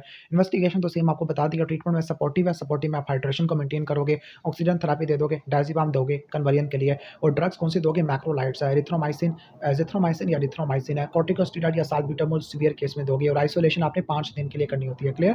अच्छा, इसके बाद हम एमसीक्यूज़ पे आ जाते हैं। लो ग्रेड फीवर मलेरिया है, ग्रेइश व्हाइटिश मेम्ब्रेन है जो कि टाइटली एडहेरेंट है तो डिप्थीरिया में देखने को मिलती है। हाई ग्रेड फीवर कंजंक्टिवाइटिस है 4 डे पे और सिमिलर कंप्लेन भी है, तो रूबेला नहीं है, मीज़ल्स है। उसको सही कर लेना। अनवैक्सीनेटेड चाइल्ड है, उसको कफ हो रहा है, कफ, ओके, और ड्यूरिंग एपिसोड्स ऑफ कफ उसका फेस रेड हो जाता है, इंस्पिरेटरी साउंड है यानी काफ़ी ज़्यादा प्रोक्सिमल कफ हो रही है, तो ये वोपिंग कफ में आपको देखने को मिलती है और अनवैक्सीनेटेड चाइल्ड भी था। इसके बाद नेक्स्ट क्वेश्चन पे आ जाते हैं। नेक्स्ट क्वेश्चन है कि 1 year old boy has a weakness of right limb for last 2 days, sorry, उसको आप पोलियो सस्पेक्ट कर रहे हो तो उसके लिए टेस्ट कौन-सा कराओगे? स्टूल कल्चर करा लोगे, ठीक हो गया? 2 या 2 से ज़्यादा स्टूल स्वैब ले लोगे, 24 आवर अपार्ट है। इंट्राडर्मल रूट आपकी बीसीजी में और एमएमआर में इस्तेमाल होता है, ओके? सही हो गया? ओके, तो बीसीजी भी हो सकता है और एमएमआर भी हो सकता है, क्लियर? उसके बाद हम आगे चलते होते हैं। अ ओके, अच्छा, नेक्स्ट क्वेश्चन नंबर 6 पे आ जाते हैं। क्वेश्चन नंबर 6 है कि like high grade fever with generalized myalgia और हेडेक है, ओके, टीएलसी आपका नॉर्मल है, ओके, प्लेटलेट आपके क्या है, काफ़ी ज़्यादा कम हो गया, सही है, और माइल्जी और हेडेक भी हो रहा है, तो डेंगू फीवर आपको देखने को मिलता है। मीजल्स में आपने विटामिन ए देना होता है। Commonest complication of chicken pox कैंटी बैक्टीरियल इन्फेक्शन हो सकता है स्क्रैच करने की वजह से। इसके बाद नेक्स्ट है कि पोलियो सस्पेक्टेड है, तो पोलियो के लिए आपने क्या करना है, 2 स्टूल के सैंपल लेने हैं 24 hour apart for isolation of polio virus है, क्लियर? इसके बाद है कि 5 ईयर ओल्ड बॉय जिसको वेसिकुलर रैश और चिकन पॉक्स है, तो इस रैश के बारे में क्या बात ठीक है? Okay, it appears on the second day है, ओके, ऑल स्टेजेस होती है, फर्स्ट ट्रंक पे होता है, ट्रंक में ज़्यादा होता है, हाँ, सारी बातें ठीक है। Most common complication of mumps तो एसेप्टिक मेनिंजाइटिस होता है। विंडो पीरियड में आपको क्या होता है, सरफेस एंटीजन गायब हो रहा था और सरफेस एंटीबॉडी आ रही होती है और आईजीएम पॉजिटिव होता है। डेंगू फीवर के बारे में क्या बात ठीक है? ओके, बेस्ट इज़ टाइप 2 में आपको हेमरेजिक फीवर देखने को मिलता होता है। डिप्थीरिया मेम्ब्रेन क्या होती है, टाइटली एडहेरेंट होती है और ब्लीड करती है on removal. Okay, child with cough, subconjunctival hemorrhage और रेस्टलेसनेस है, तो ये आपको वूपिंग कफ में देखने को मिलता होता है, क्लियर? इसके बाद laboratory test for dengue haemorrhagic fever, यहाँ पे मिस्टेक हुई हुई है, हेमाटोक्रिट कम नहीं होता बल्कि ज़्यादा हो जाता है। In a patient vaccinated with hepatitis B है, ओके, तो वैक्सीनेशन वाले में आपको सरफेस एंटीबॉडी देखने को मिलती होती है। फीवर, रैश, पोस्ट ओरिकुलर ये रूबेला के लिए स्पेसिफिक है। Vaccine given at the time of birth OPV, BCG और आप पोलियो देते होते हैं, लोग पे हेपेटाइटिस बी भी देते होते हैं, ओपीवी पोलियो ही होती है। Okay, child of hepatitis B है तो अपने बच्चों को हेपेटाइटिस बी वैक्सीन और इम्यूनोग्लोबुलिन 0.5 ml देते हैं, 2 डिफरेंट साइट्स के ऊपर। Okay, severe combined immunodeficiency syndrome में बी और टी सेल दोनों की डेफिशिएंसी होती है। पर्ट्यूसिस के ट्रीटमेंट में मैक्रोलाइड दोगे, लाइक एजिथ्रोमाइसिन, एरिथ्रोमाइसिन दे दोगे। कोटेड टंग टाइफाइड में देखने को मिलती है। कॉप्लिक स्पॉट मीजल्स में होते हैं। False negative tuberculin test malnutrition में देखने को मिलता है। इसके अलावा इम्यूनो कॉम्प्रोमाइज़ में भी देखने को मिलता है। रोड ट्रैफिक एक्सीडेंट हुआ है, सीज़र है, ट्रिस्मस हुआ है तो ये टेटनस में होता है। फीवर, मैक्युलोपैपुलर रैश है, पोस्टीरियर ऑरिकुलर लिम्फेडेनोपैथी है, मीज़ल्स लिखा हुआ है गलत है, रूबेला है। 9th मंथ ओल्ड चाइल्ड है, ब्लडी डायरिया और कॉम्प्लिकेशन, ब्लडी डायरिया शिगेला की वजह से होता है। कोटी टंग है, हाई ग्रेड फीवर है और टंग की अल्सरेशन है, तो ये टाइफाइड फीवर में होती है। ओके, टायरिक फीवर है, होम डिलीवरी है 5 दिन पहले और बच्चा अपना मुँह नहीं खोल सकता तो ये टेटनस में देखने को मिलता है। ट्रिस्मस हो गया, सरफेस एंटीजन पॉजिटिव और आईजीजी पॉजिटिव है और ई भी पॉजिटिव है, ठीक है? तो ये क्रॉनिक है with high infectivity, chances of AIDS in newborn तो 20 to 30% होते हैं, ओके, ट्रांसमिशन के। इसके बाद है कि ओके, कहने का मतलब है कि एक चाइल्ड है जो कि स्टीरॉइड ले रहा था किसी और इलनेस के लिए यानी इम्यूनो कॉम्प्रोमाइज़ है तो उसमें आपने एसाइक्लोविर इस्तेमाल करनी होती है। Sandpaper like rash scarlet fever में देखने को मिलता है। Positive agent of sinusitis streptococcus pneumoniae ही होता है। Child of hepatitis B vaccine और इम्यूनोग्लोबुलिन आपने सेम टाइम पे देनी है 2 डिफरेंट जगह पर। Which vaccine can be given as oral और इंजेक्टेबल, तो पोलियो वैक्सीन होती है। अनवैक्सीनेटेड चिल्ड्रन में सिमेट्रिक पैरालिसिस हो गया तो पोलियोमाइलाइटिस होता है। Mother with chronic tuberculosis during pregnancy, कोई ट्रीटमेंट नहीं लिया तो आपने बेबी को आइसोलेट करना जब तक वो टीबी नेगेटिव ना हो जाए। गोल्ड स्टैंडर्ड फॉर टाइफाइड तो ब्लड कल्चर होती है, क्लियर? ब्लड कल्चर होता है। जनरलाइज्ड लिम्फेडेनोपैथी, हेपाटोमेगाली और ओरल कैंडिडियासिस एड्स में देखने को मिलती है। मैक्युलोपैपुलर रश फेस पे अपनी बॉडी में स्प्रेड कर रही है, लेकिन नो कोराइज़ा और कंजक्टिवाइटिस और कोई एफिब्राइल पेशेंट है, वैसे मीजल्स में देखने को मिलता है cough, coryza, conjunctivitis. Next test for dengue when the platelet is low तो NS1 एंटीजन कराना होता है। कंफर्मेशन में IgG, IgM आ जाती है। चाइल्ड ऑफ हेपेटाइटिस बी है तो आपने हेपेटाइटिस बी की वैक्सीन और इम्यूनोग्लोबुलिन सेम टाइम पे देना होता है। BCG की वैक्सीनेशन बर्थ में देती है। होम बर्थ है और बेबी अपना मुंह नहीं खोल सकता तो टेटनस हो चुका है। हेपेटाइटिस बी पॉजिटिव मदर में आपने वैक्सीन और इम्यूनोग्लोबुलिन आपने सेम टाइम पे देने हैं। ओके, लेकिन दो डिफरेंट जगह पर। इम्यूनो कॉम्प्रोमाइज पेशेंट में आपने OPV, BCG नहीं देनी होती। Fever, rash, conjunctivitis, posterior lymphadenopathy है और व्हाइट स्पॉट्स है बक्कल म्यूकोजा में, ये मीजल्स है। Boy on anti tubercular drug है और उसको जॉइंट पेन हो रही है ड्यू टू पिराजिनामाइड। ओके, ठीक है। कफ है, कफ के बाद वॉमिटिंग है, पोस्ट वॉमिटिंग और 86% लिम्फोसाइट है तो हेपेटियोसिस होता है। ट्रीटमेंट ऑफ मैक्यूलोपैपुलर रैश और कॉप्लिक स्पॉट्स तो मीजल्स है, विटामिन ए देना होता है। Best test for enteric fever तो ब्लड कल्चर आ जाता है। Asymmetrical weakness of left limb है, पावर डिक्रीज हो गया है तो ये पोलियोमाइलाइटिस में होता है। गोन कॉम्प्लेक्स केजेटिंग ग्रानुलोमा में होता है। पॉजिटिव NS1 एंटीजन है। ओके, और क्लिनिकल फीचर ऑफ डेंगू है तो NS1 एंटीजन तो एक कंफर्म डेंगू को इंडिकेट कर रहा है। Vaccine given at the time of birth, BCG, OPV और हेपेटाइटिस बी है। Clear. Immunization for baby born to the hepatitis B positive mother तो आपने वही वैक्सीन और इम्यूनोग्लोबुलिन दे देनी है। Severe combined immunodeficiency syndrome में B और T सेल की डेफिशिएंसी होती है। ओरल और इंजेक्टेबल पोलियो दोनों के फॉर्म में दे सकते हैं। इम्यूनो कॉम्प्रोमाइज में BCG, OPV को प्रिवेंट करना है। वूपिंग, paroxysmal कफ है और लिम्फोसाइट काफी ज्यादा है तो हेपेटियोसिस में होती है। मैक्रोलाइट्स देने हैं लाइक आप एजिथ्रोमाइसिन या फिर आपने एरिथ्रोमाइसिन देना होता है। ठीक है। फीवर, रैश, कंजंक्टिवाइटिस यानी फीवर, कफ, कोराइजा, कंजंक्टिवाइटिस है। पोस्टीरियर सर्वाइकल लिम्फेडिनोपैथी है और कॉप्लिक स्पॉट्स है। मीजल्स में होते हैं, विटामिन ए देना होता है। रूबेला में पोस्ट ऑरिकुलर लिम्फेडिनोपैथी देखने को मिलती है और रूबेला में फोर्स्टाइमर स्पॉट्स होते हैं। हाई ग्रेड फीवर है, ओरल अल्सर विद कॉटी टंग है, एब्डोमिनल पेन है, रोज स्पॉट्स है तो टाइफाइड फीवर में होते हैं। Gold standard investigation blood culture होती है। ग्रेइश येलोइश मेम्ब्रेन है जो कि फर्म है और ब्लीड कर देती है और रिमूवल तो डिप्थेरिया होता है। Most common complication of mumps insurance तो एसेप्टिक मेनिंजाइटिस होता है। एडल्ट्स में ये ऑर्काइटिस करवा देता है। Okay, next topic is neurology. तो स्टार्ट करते हैं सेरिब्रल मलेरिया। मलेरिया आपने कब डायग्नोस पे रखना होता है? जब किसी पेशेंट को फीवर हो, एनीमिया हो, सप्लीनोमेगाली हो, high grade fever with rigors and chills हो, इंटरमिटेंट फीवर हो, सप्लीनोमेगाली, हेपेटोमेगाली हो और साथ सीएनएस की इन्वॉल्वमेंट हो लाइक कन्फ्यूजन, ड्राउजीनेस, कॉन्शियसनेस खत्म हो गया है, ओके, डिसओरिएंटेशन है तो सेरिब्रल मलेरिया को आपने डायग्नोस करना है। और मलेरिया के लिए जो इन्वेस्टिगेशन होती है मेन वही वाली है, पेरिफेरल सिमेर एग्जामिनेशन है। ठीक और थिक जिम्सन स्टेनिंग कर लोगे विद ल्यूमिनोस्की स्टेन है। ओके, यानी जिम्सा स्टेनिंग से डायग्नोस करते हैं। थिक स्टेन आप यूज करते हो डायग्नोस करने के लिए, थिन स्टेन आप स्पीशीज को आइडेंटिफाई करने के लिए करते हैं। इसके अलावा आप इम्यूनोफ्लोरेसेंस टेस्ट करा लोगे, एलाइजा टेस्ट करा लोगे, रैपिड डायग्नोस्टिक टेस्ट है इसमें प्लाज्मोडियम फैल्सिपारम, हिस्टडीन रिच प्रोटीन और LDH करा लोगे। बाकी ब्लड एग्जामिनेशन में CBC, SR, CRP, ILFT, RFT तो जनरल इन्वेस्टिगेशन है। ठीक है। अब मैनेजमेंट को आपने दो में डिवाइड करना है, सपोर्टिव एंड स्पेसिफिक। सपोर्टिव में आपने वही ABC करना है, रिससिटेट करना है, IV फ्लूइड्स देनी है, वाइटल की मॉनिटरिंग करनी होती है। क्लियर, सही है। और स्पेसिफिक थेरेपी के अंदर आप IV आर्टिस यूनिट देते हैं सेरिब्रल मलेरिया के लिए या क्विनिन दे सकते हैं। यहाँ पे इसने तरतीब बनाई हुई है, पहले आर्टिस यूनिट देंगे फिर आर्टिमिथर फिर क्विनिन देते होते हैं।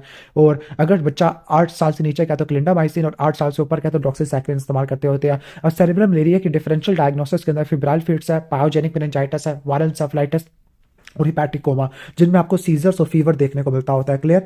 इसके बाद है फिब्राइल फिट्स, 3 महीनों से लेकर 5 साल में देखने को मिलते हैं, हमेशा 5 साल से नीचे होते हैं। जब बुखार होता है, बुखार के साथ ही सीजर देखने को मिलते हैं। कुछ CNS का इन्फेक्शन नहीं होता और बंदा 1 घंटे में रिकवर कर जाता होता है। फिब्राइल फिट्स की जो मैनेजमेंट होती है, सीजर को कंट्रोल करने के लिए आपने डायज़ेपाम और फिनोबार्बिटल देनी होती है। फीवर को कंट्रोल करने के लिए एंटीपायरेटिक और टैबलेट स्पॉन्जिंग है। CNS इन्फेक्शन को आपने रूल आउट करना होता है, स्पेसिफिकली कोई मेनिंजियल साइन है लाइक रेस्ट ICT को आपने रूल आउट करना है। लंबर पंक्चर करा लोगे, ओके, CT स्कैन वगैरह से देख लोगे कोई स्पेस ऑक्यूपाइंग लियन तो नहीं है। मेन जो आपने रट्टा मारना है, टेम्परेचर को डिक्रीज करना है, पैरासीटामोल से, इबुप्रोफेन से या टैबलेट स्पॉन्जिंग करनी होती है। और सीजर को कंट्रोल करना है इंट्रानेजल मिडाजोलाम से, डायज़ेपाम से या फिनोबार्बिटन से। ठीक हो गया, ड्रग आपने रट्टा मार लेनी है। अब इसके बाद chances of recurrence of fits होते हैं। अब जो रिस्क फैक्टर होते हैं for recurrence of febrile fits वो कौन कौन से होते हैं? नंबर 1, अगर किसी को फर्स्ट अटैक 1 साल से कम में है या पॉजिटिव फैमिली हिस्ट्री है या ड्यूरेशन ऑफ फीवर 24 घंटों से ज्यादा का है, यानी 1 साल से कम वालों में या 1 दिन से ज्यादा वाला फीवर है या लो ग्रेड फीवर है, पॉजिटिव फैमिली हिस्ट्री है, कॉम्प्लेक्स सीजर है या मेल जेंडर है। अगर कोई रिस्क फैक्टर नहीं है तो 12% है। अगर कोई एक रिस्क फैक्टर है तो 25 to 50 यानी आधा तो यही हो गया। अगर 2 है तो 50 to 60 है और बाकी 72 to 100 तक आपका आ जाएगा। 3 या 3 से ज्यादा रिस्क फैक्टर है। इसके बाद एपिलेप्सी के बारे में पढ़ लेते हैं। एपिलेप्सी में जनरलाइज टॉनिक क्लॉनिक सीजर है, इसके अलावा एक एब्सेंस ऑफ स्टेटस एपिलेप्टिकस होता है। जनरलाइज टॉनिक क्लॉनिक सीजर को ग्रैंड माल सीजर कहते हैं। इसमें टॉनिक फेस होता है, क्लॉनिक फेस होता है। टॉनिक फेस में क्या होता है, पूरी मसल्स की, पूरी जो होल बॉडी के मसल्स की कॉन्ट्रैक्शन देखने को मिलती है, लाउड क्राई आपको देखने को मिलेगी, साइनोसिस और टंग की बाइटिंग होती है। क्लॉनिक फेस में सुपर इम्पोज रिलैक्सेशन देखने को मिलती है और फिर पोस्ट इक्टल फेस होता है जिसमें मसल की फ्लैसिडिटी होती है, बंदा कंफ्यूज हो जाता है और कुछ भी याद नहीं रहता कि क्या हुआ था, उसमें इनकॉन्टिनेंस भी हो सकता है। क्लियर। एब्सेंस या पेटेंट मास सीजर बच्चों में देखने को मिलते हैं, वैसे हम पढ़ भी पीड्स ही रहे हैं, तो इसमें वेरी ब्रीफ एपिसोड होती है, लॉस ऑफ कॉन्शियसनेस होती है, लेकिन पोस्चरल टोन गायब नहीं होती, कोई पोस्टिकल कन्फ्यूजन भी नहीं होती, बच्चा डे ड्रीमिंग कर रहा होता है, स्टेरिंग लुक होती है। और स्टेटस एपिलेप्टिकस में मल्टीपल फिट्स होते हैं विदाउट रीगेनिंग कॉन्शियसनेस या फिर कंटिन्यूस सीजर है 30 मिनट से ज्यादा की ड्यूरेशन पर। क्लियर। तो जनरलाइज्ड टॉनिक क्लॉनिक सीजर है। अब इसके लिए एपिलेप्सी के लिए क्या क्या करवाते होते हैं, एपिलेप्सी को डायग्नोस करने के लिए, कंफर्म करने के लिए इलेक्ट्रोएन्सेफेलोग्राफी या स्ट्रक्चरल डिजीज को रूल आउट करने के लिए सीटी स्कैन, एमआरआई है। इसके अलावा 12 लीड ईसीजी कराते हैं। Principles of anti convulsion therapy है। तो सबसे पहले आपने अगर कोई सेकंड अटैक होता है तभी आपने एंटी कन्वल्सन ड्रग स्टार्ट करनी है, और जब भी स्टार्ट करनी है लो डोज में स्टार्ट करना होता है, फिर आपने इसकी डोज को बढ़ाना शुरू कर देना है, और आपने एक्सटेंडेड रिलीज फार्मुलेशन इस्तेमाल करनी है। अगर फर्स्ट लाइन ड्रग से ठीक नहीं होता तो सेकंड लाइन ड्रग है, अगर उससे ठीक नहीं हो रहा तो थर्ड लाइन ड्रग ऐड कर लेनी है। और जो मेन फर्स्ट लाइन ड्रग होती है वो वेलपोराइक एसिड और कार्बामेज़ापिन है। इसके बाद यहाँ पे स्टेरिंग लुक है, और यानी बच्चों में देखने को मिलता है स्टेरिंग लुक है, और साथ में कोई हिस्ट्री नहीं है फाल की, तो ये एब्सेंस सीजर या पैटेट माल सीजर है। इलेक्ट्रोएन्सेफेलोग्राफी कराते हैं। ओके। अब ईईजी में आपको 3 पर second spike and wave pattern देखने को मिलता होता है। 80% ऑफ चिल्ड्रन होते हैं वो मेडिकेशन को रिस्पॉन्ड करते हैं, मतलब गुड रेमिशन रेट होता है। जो 40% होते हैं विद एब्सेंस सीजर, उनमें जनरलाइज्ड टॉनिक क्लॉनिक सीजर आपको देखने को मिलता होता है। क्लियर। सही हो गया। तो 80% रिस्पॉन्ड कर जाते हैं और 40% आपके जनरलाइज्ड टॉनिक क्लॉनिक सीजर में कन्वर्ट हो जाते हैं। इसके बाद स्टेटस एपिलेप्टिका जो कि कंटिन्यूस सीजर होते हैं। अब इसकी मैनेजमेंट क्या होते हैं, इनिशियली आपने क्या करना होता है, एयरवे को आपने सिक्योर करना होता है। क्लियर। इनिशियली आपने क्या करना है, एयरवे को आपने सिक्योर करना है, एबीसी को मेंटेन करना होता है, और मुंह में कुछ भी नहीं डालना, उसके वाइटल्स को मेंटेन करना है। अब इसकी तरतीब रट्टा मारनी है। सबसे पहले क्या देते हैं, सबसे पहले मिडाजोलाम, लोराज़ेपाम या डायज़ेपाम इसे सिलेक्ट करते हैं। जो डायज़ेपाम होता है पर रेक्टल होता है, लोराज़ेपाम आपका आईवी होता है, और जबकि मिडाजोलाम आपका इंट्रानेजल होता है या बक्कल भी होता है। क्लियर। फिर इसके बाद अगर सीजर नहीं रुक रहा तो आपने फेनिटोइन ऐड किया, नहीं सीजर रुक रहा फिनोबार्बिटल ऐड किया, नहीं सीजर रुक रहा तो आपने आईसीयू में शिफ्ट करिया, प्रोपोफोल से इंडक्शन दे दिया, एनेस्थीसिया दे दिया। इसके बाद लॉन्ग टर्म एनाल्जेसिया देना है, sorry long term anti epileptic देनी है, लाइक सोडियम वेलप्रोइट है और फेनिटोइन है। लॉन्ग टर्म मैनेजमेंट में आपने रिस्क फैक्टर को अवॉइड करना होता है, एंटी कन्वल्सन थेरेपी देनी होती है, साइकोलॉजिकल इंटरवेंशन है, विटामिन्स देते हैं और रेगुलर एक्सरसाइज करते होते हैं। सेरेब्रल पाल्सी में जो क्लासिकल हिस्ट्री होती है मोटर, और जो मोटर मूवमेंट है उसका डिले देखने को मिलता है, मोटर और मेंटल डेवलपमेंटल डिले आपको देखने को मिलता है। फ्लोपी हाइपोटोनिक बेबी होता है अप टू द 6 मंथ, लेकिन इसके बाद वो हाइपोटोनिक हो जाता है, यानी ब्रेन को अगर ऑक्सीजन नहीं मिली ना तो सेरेब्रल कॉर्टेक्स की नॉन प्रोग्रेसिव डिटोरिएशन देखने को मिलती है। प्रिमिटिव रिफ्लेक्सेस परसिस्टेंट होते हैं, बबिन्स्की साइन होता है, डिलेड स्पीच होता है, एग्जैजरेटेड डीप रिफ्लेक्सेस होते हैं, मतलब अपर मोटर न्यूरल लेन आपको देखने को मिलती होती है। क्लियर। बबिन्स्की साइन पॉजिटिव होता है। अब सेरेब्रल पाल्सी की 2 टाइप होती है, पिरामिडल, एक्स्ट्रा पिरामिडल। जो पिरामिडल होती है इसके आगे 3 टाइप होती है, स्पास्टिक डाइप्लीजिया, स्पास्टिक क्वाड्रिप्लीजिया और स्पास्टिक हेमीप्लीजिया।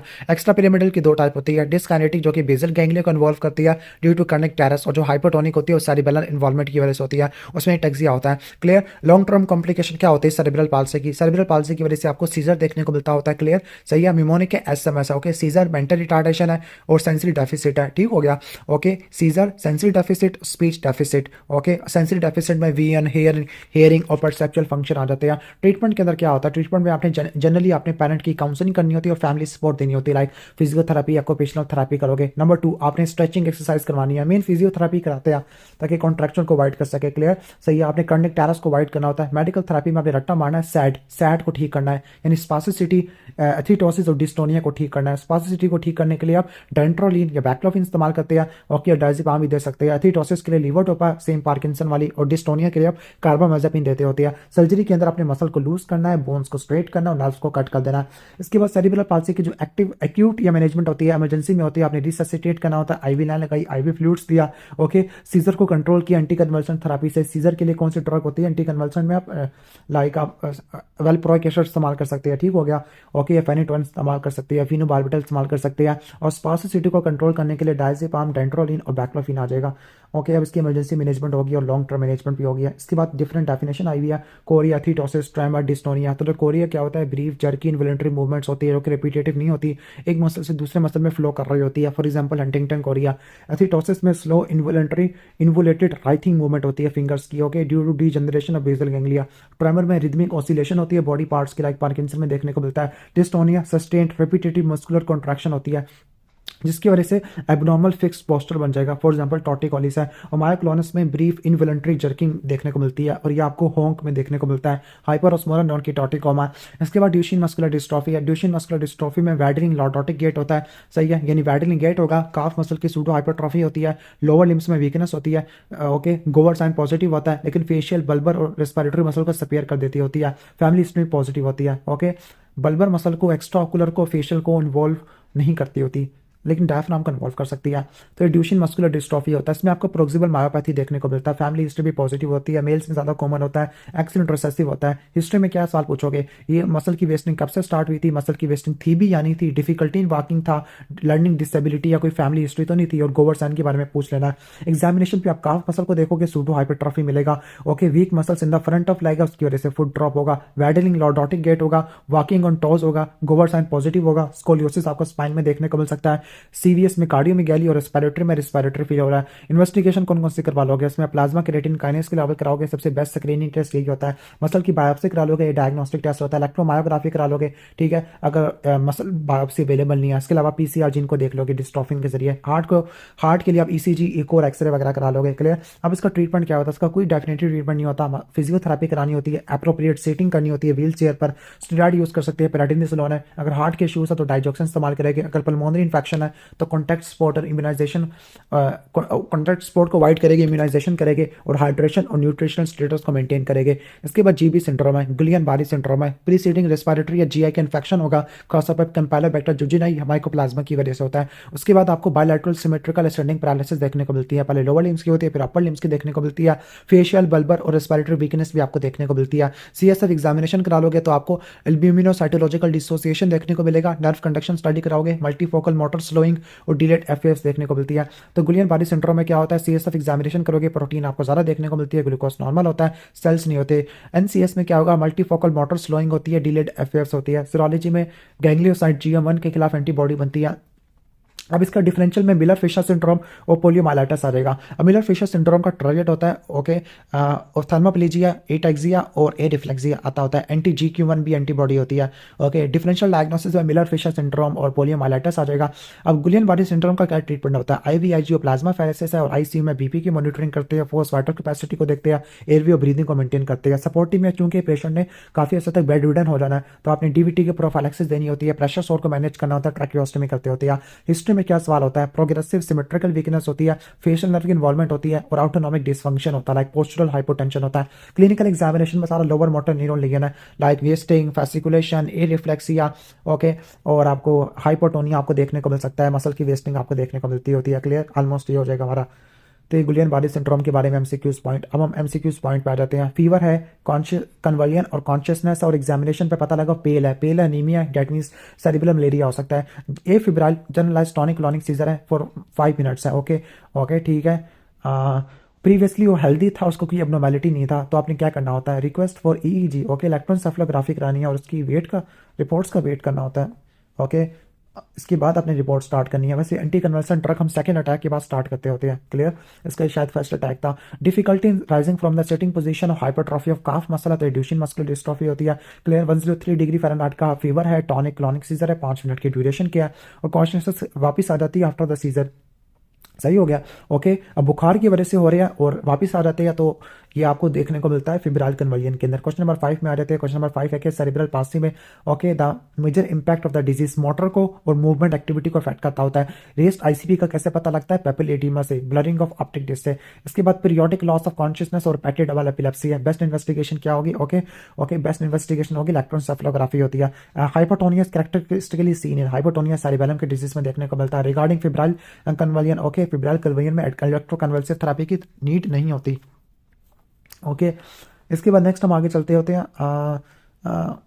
हॉर्नर सिंड्रोम में क्या होता है, हॉर्नस्टोसिस मियोसिस आपको देखने को मिलती होती है। नेक्स्ट हाई ग्रेड फीवर है, 1 episode of fit during the fever है, देयर इज नो हिस्ट्री है, दैट मींस फिब्राइल कन्वर्जन की हिस्ट्री सारा बता रहा है, ओके। तो इसमें आपने क्या करना है, पैरासिटामोल और टैबलेट स्पॉन्जिंग करनी होती है। पोलियो के अंदर जो साइट ऑफ लीजन है वेंट्रल या इंटीरियर हॉर्न और स्पाइनल कॉर्ड होता है।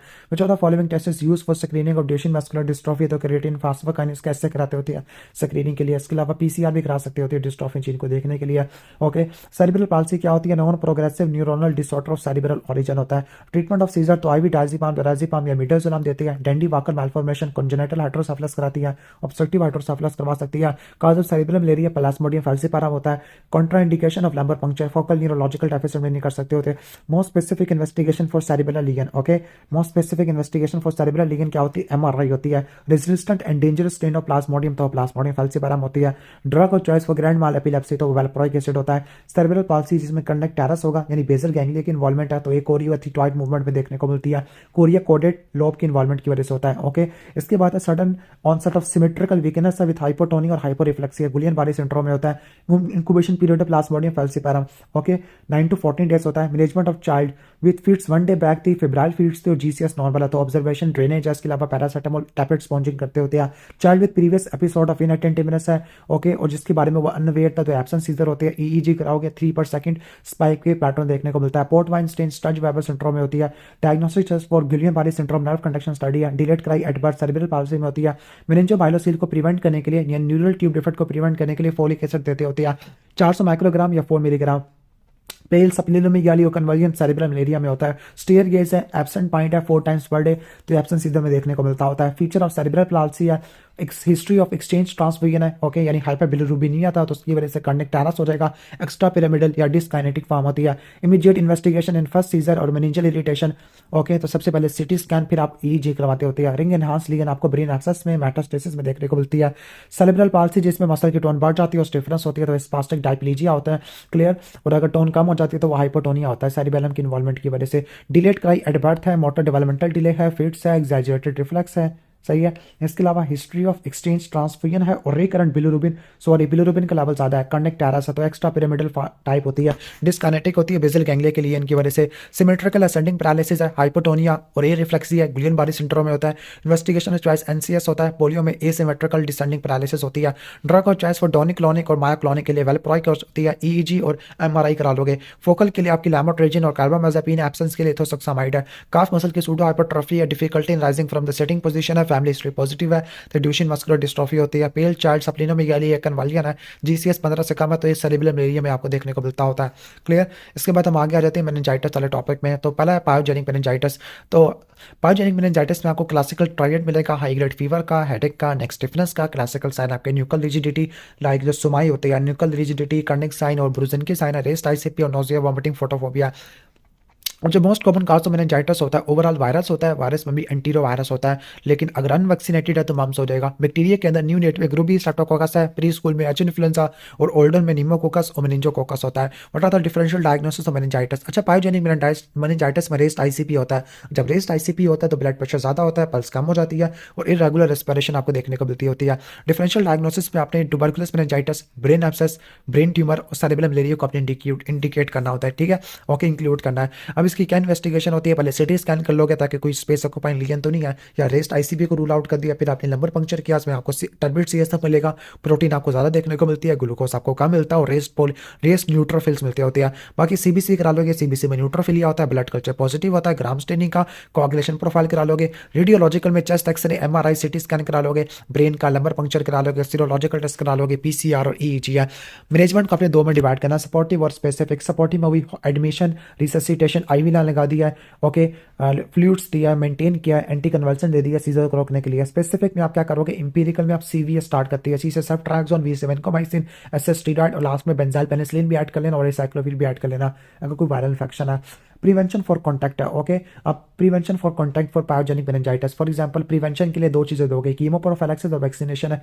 कीमोप्रोफाइलैक्सिस में आप हीमोफिलस इन्फ्लुएंजा के लिए रिफेम्पिन देते हो, मेनिंजोकोकल के लिए भी रिफेम्पिन देते हैं, ओके।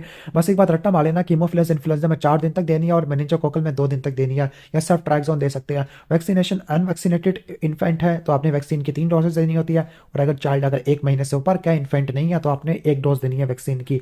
सोमाई कौन कौन से होती है, okay, next stiffness, Kernig sign, Brudzinski sign और बल्जिंग इंटीरियर फोंटिनेली आपको देखने को मिलता होता है सोमाई के अंदर, ठीक होगा, बाकी कोई नई चीज़ नहीं है। स्पेसिफिक प्रिकॉशन क्या होती है, रेस्ट आईसीपी है तो आपने लंबर पंक्चर नहीं करना और रेडिएशन का एक्सपोजर आपने कम से कम करना होता है, लाइक सिटी स्कैन आपने नहीं करवाना होता इतना यूजुअली।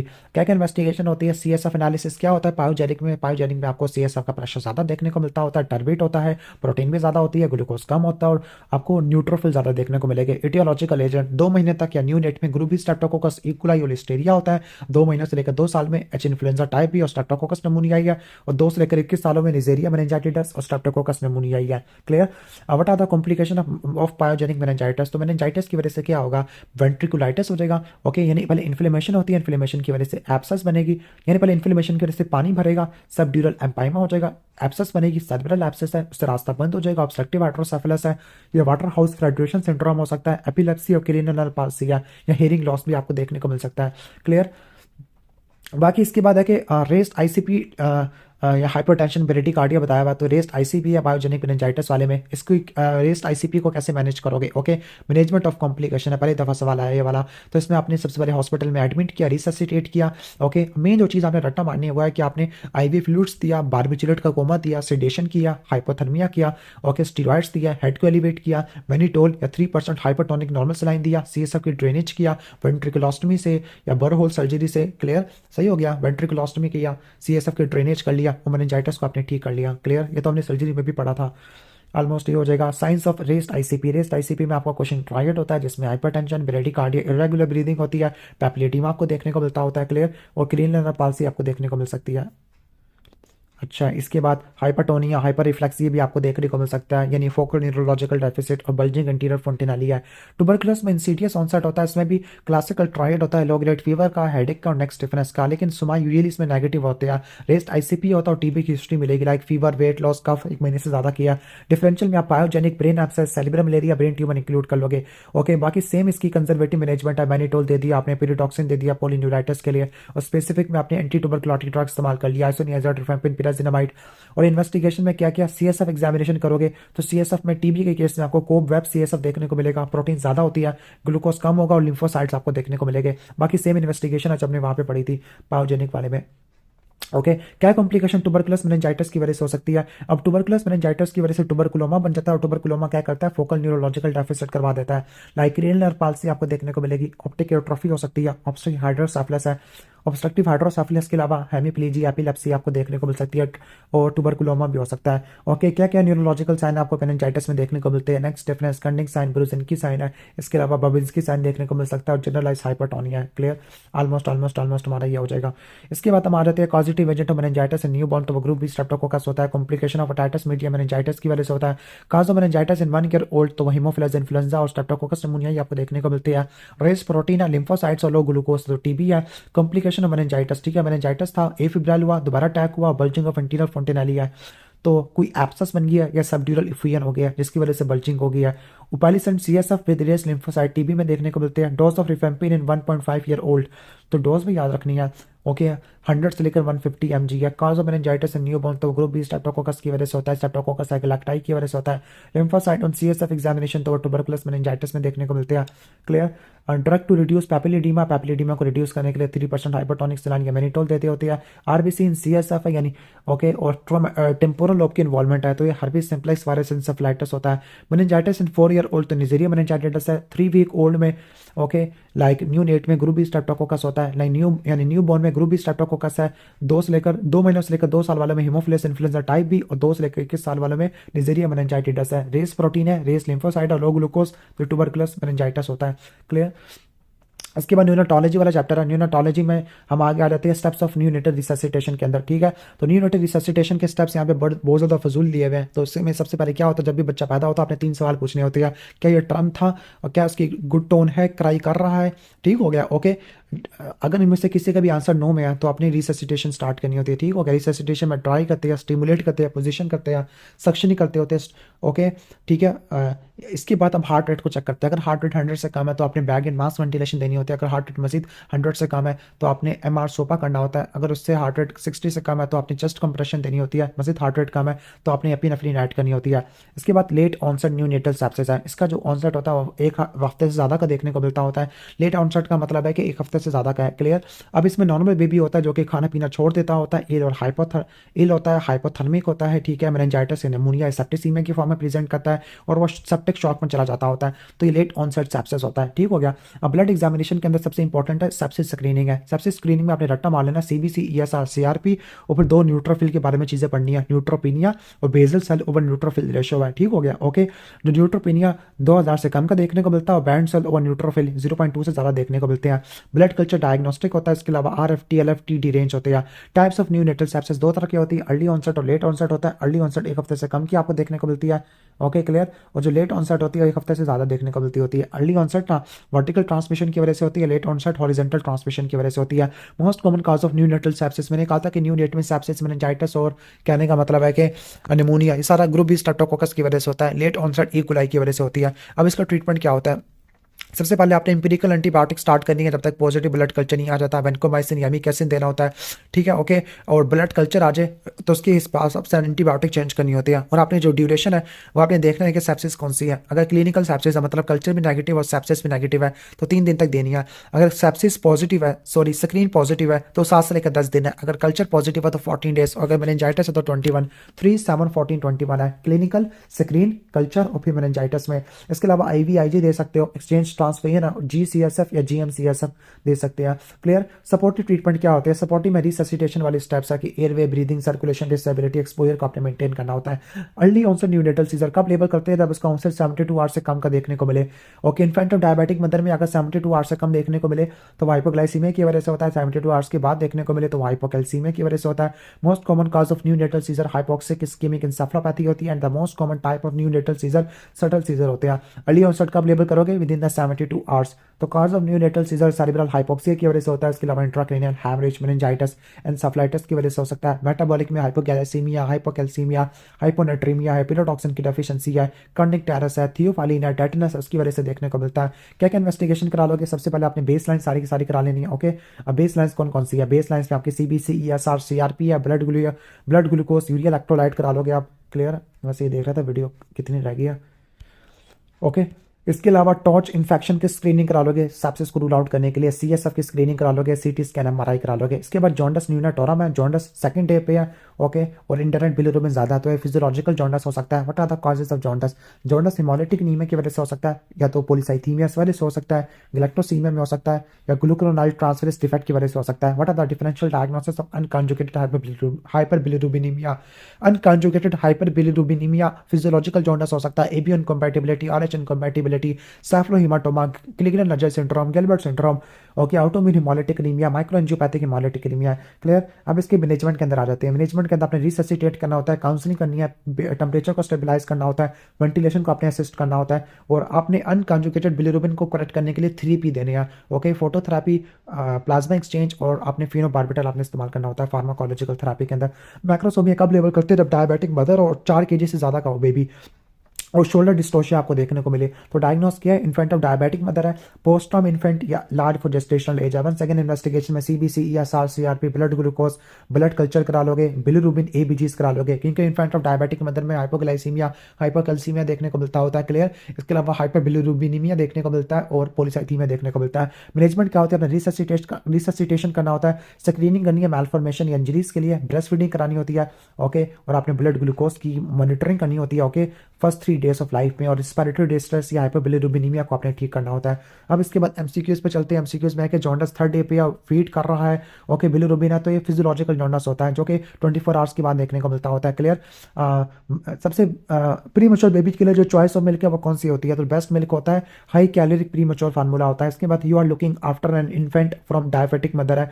मोस्ट कॉमन प्रॉब्लम क्या होगी? हाइपोग्लाइसीमिया देखने को मिलता है। इसके अलावा हाइपोकैल्सीमिया, हाइपोथर्मिया, हाइपरबिलिरुबिनीमिया और पॉलीसाइथीमिया देखने को मिलता है। क्लियर। इसके बाद है कि रिससिटेशन के अंदर सबसे पहला स्टेप क्या होता है? कार्डियोपल्मोनरी स्टेप में ABC को मेंटेन करना। इसके बाद jaundice for the last 2 days है, बिलिरुबिन टोटल 20 और इंटरनेट सबसे ज़्यादा का है। फोटोथेरापी स्टार्ट करनी है। फोटोथेरापी क्यों यूजफुल होती है? ओके। अनकंजुगेटेड बिलिरुबिन को ठीक करने के लिए, बिलिरुबिन को लैमिरुबिन में कन्वर्ट कर देती है। बेबी जिसने भी क्रॉलिंग स्टार्ट की है over the last few days, उसके टीथ भी रैप्टेड और हेड सर्कमफ्रेंस 45, हेड सर्कमफ्रेंस 45 को 10वें हफ्ते पे महीने पे देखने को मिलता होता है। सॉरी, जॉन्डस सिंस बर्थ है, स्टूल क्ले कलर्ड है, डेट मीन्स कंजुगेटेड है, और कंजुगेटेड या ऑब्स्ट्रक्टिव जॉन्डस है, ठीक हो गया। लीवर का साइज बड़ा हुआ और स्प्लीन बिल्कुल एब्सेंट है, और कंजुगेटेड हाइपरबिलिरुबिनिया, तो ये आपको बिलियरी एट्रीजिया में देखने को मिलता है, एक्स्ट्रा हेपेटिक बिलियरी एट्रीजिया में देखने को मिलता होता है। IgE इम्यूनोग्लोबुलिन आपको एनाफिलैक्सिस में ज़्यादा देखने को मिलते हैं। विटामिन ए की जो डेली रिक्वायरमेंट होती है वो 4000 इंटरनेशनल यूनिट होती है, 400 तो विटामिन डी की होती है। 6 मंथ ओल्ड में आपको 110 से लेकर 150 तक किलो कैलोरी चाहिए होती है। क्लियर।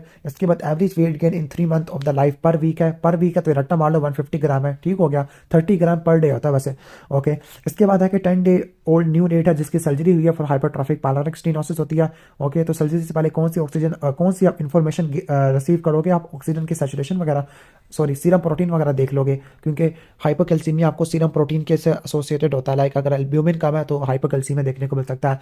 एक चाइल्ड है जिसको सिस्टमिक कॉन्सर्ट जिया हुआ है तो उसके लिए क्या एसोसिएशन होगी, हेपेटोस्प्लीनोमेगाली होती है। Systemic concert juvenile idiopathic arthritis में पेरिनेटल पीरियड बुक में 22 से लेकर 7 वीक लिखा हुआ, लेकिन यहाँ पे कोई 22 वाला ऑप्शन ही नहीं है, तो 28 वीक्स कंसीडर कर लेना। इन्फेंट ऑफ डायबिटिक मदर में मोस्ट कॉमन ओके सीजर है, सीजर 72 आवर्स के बाद देखने को मिल रहे हैं। ओके नहीं, वैसे 12 आवर में हो रही है, सॉरी। अर्ली ऑनसेट है तो हाइपोग्लाइसीमिया की वजह से होती है, लेट ऑनसेट हाइपोकैल्सीमिया की वजह से होती है। Okay neonatal seizure B6 deficiency में देखने को मिलता होता है। Most common cause of convulsion और first day of life. Okay most common cause of neonatal seizure hypoxia की वजह से देखने को मिलती है। Okay extra hepatic biliary atresia को देखने के लिए पेरीहेपेटिक एंजियोग्राफी कराते होते हैं। क्लियर, सही है। हिडा स्कैन तो गाल ब्लैडर के लिए होता था। इसके बाद है कि एक्सचेंज ट्रांसफर इंडिकेटेड अगर सीरम बिलिरुबिन क्या 15 से ज़्यादा, आई थिंक सॉरी 20 से ज़्यादा है। ओके वैल्यू आपने याद रख लेनी है। देख आगे शायद रिपीट होगा। 3 डे ओल्ड इन्फेंट जिसको जॉन्डस डेवलप हो चुका है, ओके और बिल्कुल ठीक ठाक है, और बेबी ए पॉजिटिव और माँ ओ पॉजिटिव, आई थिंक इसका आंसर फिजियोलॉजिकल जॉन्डस, इसको ठीक कर लेना। Fluid replacement of pre mature baby, तो प्री मैच्योर बेबी में आपने 60 to 80 अपने फ्लूइड देने होते हैं। फुल टर्म बेबी का वेट 2 kg है। ओके 2 kg है। ओके अगर 2500 से कम है तो वो लो बर्थ वेट है, अगर 1500 से कम होता है तो वो कौन सा होता है? Okay very low birth weight, और अगर 1000 से भी कम होता है तो very extremely low birth weight होता है, लेकिन यहाँ पे तो कोई ऑप्शन ही नहीं है, तो स्मॉल फॉर जेस्टेशनल एज कह लेते हैं। Most common type of seizure subtle seizure होते हैं। डेली प्रोटीन रिक्वायरमेंट 3 मिलीग्राम होती है। हाइपोकैलेमिया काजेस ओके मसल की वीकनेस करवा देता होता है। Optimum body weight of the baby by the end of the 1 year, तो 1 साल पे आके 3 गुना यानी 10 kg हो जाता है। Most common cause of necrotizing enterocolitis prematurity की वजह से होता है। इसके अलावा एंटेरिक फीडिंग की वजह से भी हो सकता है। Management of juvenile idiopathic arthritis methotrexate followed by steroid है। बेस्ट मैनेजमेंट इन हाइलिन मेम्ब्रेन डिजीज सब सर्फेक्टेंट देते होते हैं। Cause of jaundice in first 24 hours of birth, तो आरएच इनकम्पैटिबिलिटी की वजह से देखने को मिलता है। Cause of jaundice exceeding 15 days, okay 15 दिन से ज़्यादा एक्सीड कर गया है, ठीक हो गया, तो आरएच इनकम्पैटिबिलिटी यानी पैथोलॉजिकल जॉन्डिस होता है। Breast feeding should be started, okay ठीक है, breast feeding should be started in first hours में स्टार्ट कर देनी चाहिए। 37 वीक से पहले, तो ये प्री मैच्योर बेबी होता है। Emergency treatment of metabolic acidosis IV saline देना होता है। एबगार स्कोर अब ओके अब फर्स्ट एंड 5 मिनट पे चेक करते होते हैं। Head circumference at age of 1 year, तो आपने 47 होता है, ठीक हो गया। ओके इसके बाद नेक्स्ट हम आगे आ जाते हैं। Gold standard investigation in neonatal sepsis, तो ब्लड कल्चर कराना होता है और सेप्सिस की स्क्रीनिंग करनी होती है। RDS का ट्रीटमेंट सर्फेक्टेंट होता है, एंडोट्रैकियल ट्यूब से देती है। Transient tachypnea of newborn obstructed labour या सिजेरियन सेक्शन की वजह से होता है। पिंसर ग्रास 9 महीने पे आता होता है। 3 डे ओल्ड चाइल्ड जिसको जॉन्डस हुआ है, मदर ओ पॉजिटिव और बेबी ए पॉजिटिव, तो ये फिजियोलॉजिकल जॉन्डस होता है। फोटो सेंसिटिविटी और बटरफ्लाई रैश SLE में देखने को मिलती है। ड्रोपिंग ऑफ नेक मसल और मसल की वीकनेस हाइपोकैलेमिया की वजह से होती है। लो बर्थ वेट 2.5 से कम वाले को बोलती होती है। Complication infant of diabetic mother, तो मैक्रोसोमिया होता है। Cause of jaundice visible with in the 40 यानी 24 घंटों से पहले तो आरएच कंपैटिबिलिटी है, उसके बाद है तो फिजियोलॉजिकल जॉन्डस होता है। ओके डिलीवर्ड एट 29 वीक्स है, प्री टर्म है, difficulty in breathing, intercostal recession है, तो RDS होता है। Treatment of neonatal seizure, पहले आपने 10 ml ऑफ 10% आपने क्या देना होता है? डेक्सट्रोज वाटर देना होता है। फिर इसके बाद कैल्शियम ग्लूकोनेट देते हैं। Height of children eight 4 year पर उसकी सेंचुरी हो जाती है, 100 सेंटीमीटर हो जाता है। न्यू बॉर्न है, प्रोलॉन्ग एपीटीटी और बिलिरुबिन का लेवल ज़्यादा है, तो DIC में देखने को मिलता होता है। ओके यानी DIC में बिलिरुबिन भी ज़्यादा है और प्रोलॉन्ग एपीटीटी है। न्यू बॉर्न है, घर पे जन्म दिया है और दाई ने, और 76 सेकेंड ब्लीडिंग टाइम है। ओके ब्लीडिंग टाइम भी बढ़ा हुआ है और 28 सेकेंड एपीटीटी है, तो विटामिन के की डेफिशिएंसी हो गई है। ओके वैसे 2 के साथ 9-10 होता है, ठीक है। इसको मैं चेक कर लूँगा MCQ को। अगर रूमेटाइड फैक्टर में नेगेटिव और ANA भी नेगेटिव है तो वह ओलिगो आर्टिकुलर जिया में देखने को मिलता होता है। RDS manage by oxygen therapy है, लेकिन ज़्यादा ऑक्सीजन देने की वजह से रेटिनोपैथी और प्रीमेच्योरिटी हो गया। ओके ABO इनकम्पैटिबिलिटी हुई ब्रेस्ट फीडिंग है और बिलिरुबिन उसका 18 मिलीग्राम है, 18 मिलीग्राम है, तो इस केस में आपने एक्सचेंज ट्रांसफ्यूजन करनी होती है। अभी मैं आपको दिखा देता हूँ एक्सचेंज ट्रांसफ्यूजन की क्या इंडिकेशन होती है। ओके यहाँ पे लिखा है कि अगर डे 1 पे बिलिरुबिन अगर 5 मिलीग्राम से ज़्यादा का है तो आपने एक्सचेंज ट्रांसफ्यूजन करनी है। डे 2 पे अगर बिलिरुबिन 15 मिलीग्राम से ज़्यादा का है तो आपने फोटोथेरेपी करनी है। डे 2 पे बिलिरुबिन ओके अगर 20 का है, अगर 20 से ऊपर है तो एक्सचेंज ट्रांसफ्यूजन है, 15 से ऊपर है तो फोटोथेरेपी करनी होती है। क्लियर, तो ये आपने इसको याद रख लेना। सही हो गया, तो ऑलमोस्ट ये हो जाएगा। ओके तो एक्सचेंज ट्रांसफ्यूजन है, वैसे 20 के अराउंड आपको देखने को मिलता होता है। Okay rash plus kidney problem, तो SLE में आपको देखने को मिलता होता है। चाइल्ड जो कि सही से बिहेव नहीं कर रहा तो उसकी साइकोलॉजिकल कंसल्टेशन होनी चाहिए। ग्रीन नेल्स और अम्ब्लाइकस तो मेकोनियम एस्पिरेशन सिंड्रोम में होता है। बच्चा दूसरे फेलो से खेलता नहीं है, उसका कोई आई कॉन्टैक्ट भी नहीं है, तो ऑटिज्म में होता है। Bleeding from the umbilicus after delivery vitamin के की वजह से होती है। Haemorrhagic disease of new born होता है। ओके बेबी बॉर्न 5 kg का इन मैक्रोसोमिया और उसको कन्वर्जन डेवलप हो गया तो इन्फेंट ऑफ डायबिटिक मदर है। क्लियर, ठीक है। और हाइपरग्लाइसीमिया की वजह से सीजर होते हैं। ऑटोसोमल रिसेसिव है तो ट्रांसमिशन का रिस्क 25% होता है। ट्रू अबाउट फिजियोलॉजिकल जॉन्डिस और टोटल बिलिरुबिन लेवल ओके 15 से कम देखने को मिलता है। पैथोलॉजिकल में 15 से ज़्यादा होता है। पिंसन ग्राफ्स 9 महीने पे आता है। एबगार स्कोर कैलकुलेट करना है। एबगार में अपीयरेंस, पल्स, ग्रीमेस, एक्टिविटी, रेस्पिरेशन होता है। ठीक है। 1 year old child stand without support और चलना शुरू कर देता है। ठीक है। ट्रांसमिशन रिस्क एक्सीडेंट रिसेसिव में जो ट्रांसमिशन होती है 50% देखने को मिलती है। मैकुलर रैश ओके मैलर रैश आना चाहिए था, वेस्टली में देखने को मिलता है। कैन कराल कराल करता है 9वें महीनों पर। और हेड सर्कमफ्रेंस 45 का 10 सेंटीमीटर 10वें महीने पे हो जाता है। नॉर्मल टर्म इन्फेंट है, उसको टेकिपनिया हो गया, गारंटी है और फ्लूइड इन्फेक्शन है तो transient tachypnea of newborn है। Okay. Cause of jaundice newborn of 4 day का ओके 4 डे का है, यानी पहले दिन पे नहीं है, 24 घंटों की बात होता है वो फिजियोलॉजिकल जॉन्डिस होता है। अब एबगार स्कोर में पेरेंट्स, पल्स, ग्रीमेस, एक्टिविटी, रेस्पिरेशन होता है। 1 मिनट पे और 5 मिनट पे चेक करते होते हैं। अगर एबगार स्कोर 0 से लेकर 3 है तो सीवियर बर्थ एस्फिक्सिया, 4 से लेकर 6 है तो मॉडरेट बर्थ एस्फिक्सिया, इसमें अपने मदर को शिफ्ट कर सकते हैं। लेकिन 0 से लेकर 3 सीवियर है तो नाइको में शिफ्ट करना है, और 7 से लेकर 10 है तो बिल्कुल ठीक है। इसके बाद माइलस्टोन है, माइलस्टोन पे हम शायद एक अलग वीडियो बना लेंगे, इनको भी छोड़ देते हैं। ओके। डेली कैलोरिक रिक्वायरमेंट अगर 0 से लेकर 3 महीने का तो आपने 120 किलो कैलोरी है, 3 से लेकर 6 है तो 115। ओके। इन शॉर्ट आपने ना 3 का भाड़ा रट्टा मारना 1 साल तक। ओके। 3 ओके 0 से लेकर 3, 3 से लेकर 6, 6 से लेकर 9, 9 से लेकर 12, और आपने जो 0 से लेकर 3 है ना उसका आपने याद रखना है 120। अब ये कैसे याद रखना है, बड़ा फजूल सा है। 1 120 यानी 1 2 कितने होते हैं, 3 होते हैं। ठीक हो गया। या 3 से पहले 2 आता और 2 से पहले 1 आता तो 120, और 120 में से कम कर दो 115, 110, 105 आ जाएगा। ओके। विटामिन ए आपने कितना देना होता है, विटामिन ए आपने तकरीबन 5000 इंटरनेशनल यूनिट तक देना होता है। ओके। 1500 से लेकर 5000 तक। विटामिन डी 400 यूनिट होता है। विटामिन ई 4 से लेकर 5 इंटरनेशनल यूनिट होता है। Most common bone fracture in neonate तो क्लेविकल होती है, फर्स्ट 60 सेकंड गोल्डन मिनट होता है। Okay. Most common cause of neonatal cardiac arrest asphyxia होता है, जिसमें पॉजिटिव प्रेशर वेंटिलेशन या बैक एंड मास वेंटिलेशन देनी होती है। विटामिन के की डेफिशिएंसी में पीटी एपीटीटी टाइम बढ़ जाता होता है, 2 के साथ 9 10 इनको बनाता होता है। ओके। ट्रीटमेंट में आपने 1 मिलीग्राम आईएम देना होता है। Clear. Most common cause of neonatal sepsis group B streptococcus की वजह से होता है। Earliest clinical finding poor feeding होती है। स्क्रीनिंग करोगे, सेप्सिस की स्क्रीनिंग करते हैं, कैसे करते हैं, CBC ESR CRP. Okay. Bands to total neutrophil 0.2 से ज़्यादा किए हो गए, यानी 20% से ज़्यादा के देखने को मिलेंगे। क्लियर।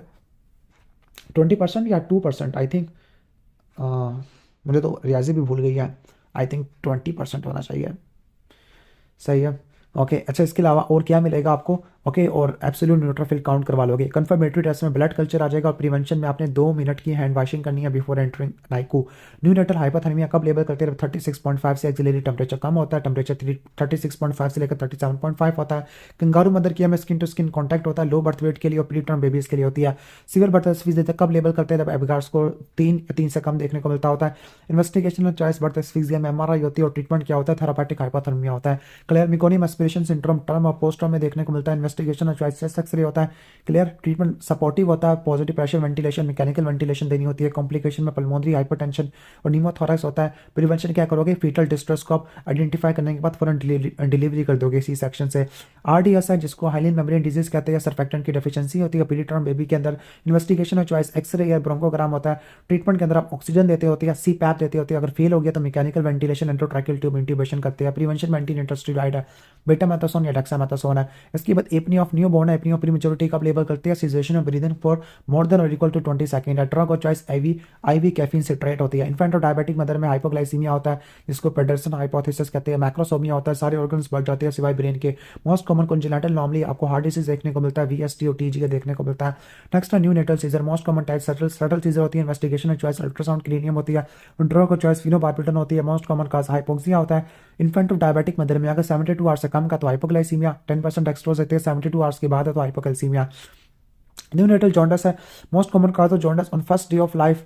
तो Rh incompatibility after first day तो आपको फिजियोलॉजिकल जॉन्डस होता है, 24 घंटों के बाद होता है, हमेशा अनकॉन्जुगेटेड होता है। बिलिरुबिन 15 से ऊपर नहीं जाता होता, कभी भी पाम सोल्स को डायपर को स्टे नहीं करता, 2 हफ्ते में ठीक हो जाता है, 3 हफ्तों से ऊपर कभी भी नहीं जाता होता। Most common cause of jaundice A positive baby और ओ पॉजिटिव मदर है, तो एबीओ कंपैटिबिलिटी लिखा हुआ है। ब्रेस्ट फीड जॉन्डस है due to insufficient feeding in first week, जबकि ब्रेस्ट मिल्क वाला due to components of milk like glucuronidase होता है सेकंड और थर्ड वीक में। कर्निक टेरस क्या होता है, बिलिरुबिन इंड्यूस एंसेफेलोपैथी है, इसमें मोरो रिफ्लेक्स गायब हो जाता है। डांसिंग आई होती है, जिसको फिस्टोटोनस कहते हैं। ओके। बल्जिंग फोंटेनाली देखने को मिलता है, और extrapyramidal form of cerebral palsy हो जाएगी, जिसको डिस्काइनेटिक सेरिब्रल पाल्सी कहते हैं। Treatment of neonatal seizure day 1 में ओके, अगर डे 1 में बिलिरुबिन 5 मिलीग्राम से ज्यादा तो एक्सचेंज ट्रांसफ्यूजन, या डे 2 में बिलिरुबिन 20 से ज्यादा तो एक्सचेंज ट्रांसफ्यूजन, अगर 15 से ज्यादा है तो फोटोथेरापी करते हैं। इसके अलावा आईवीआईजी करते हैं। खत्म हो गया।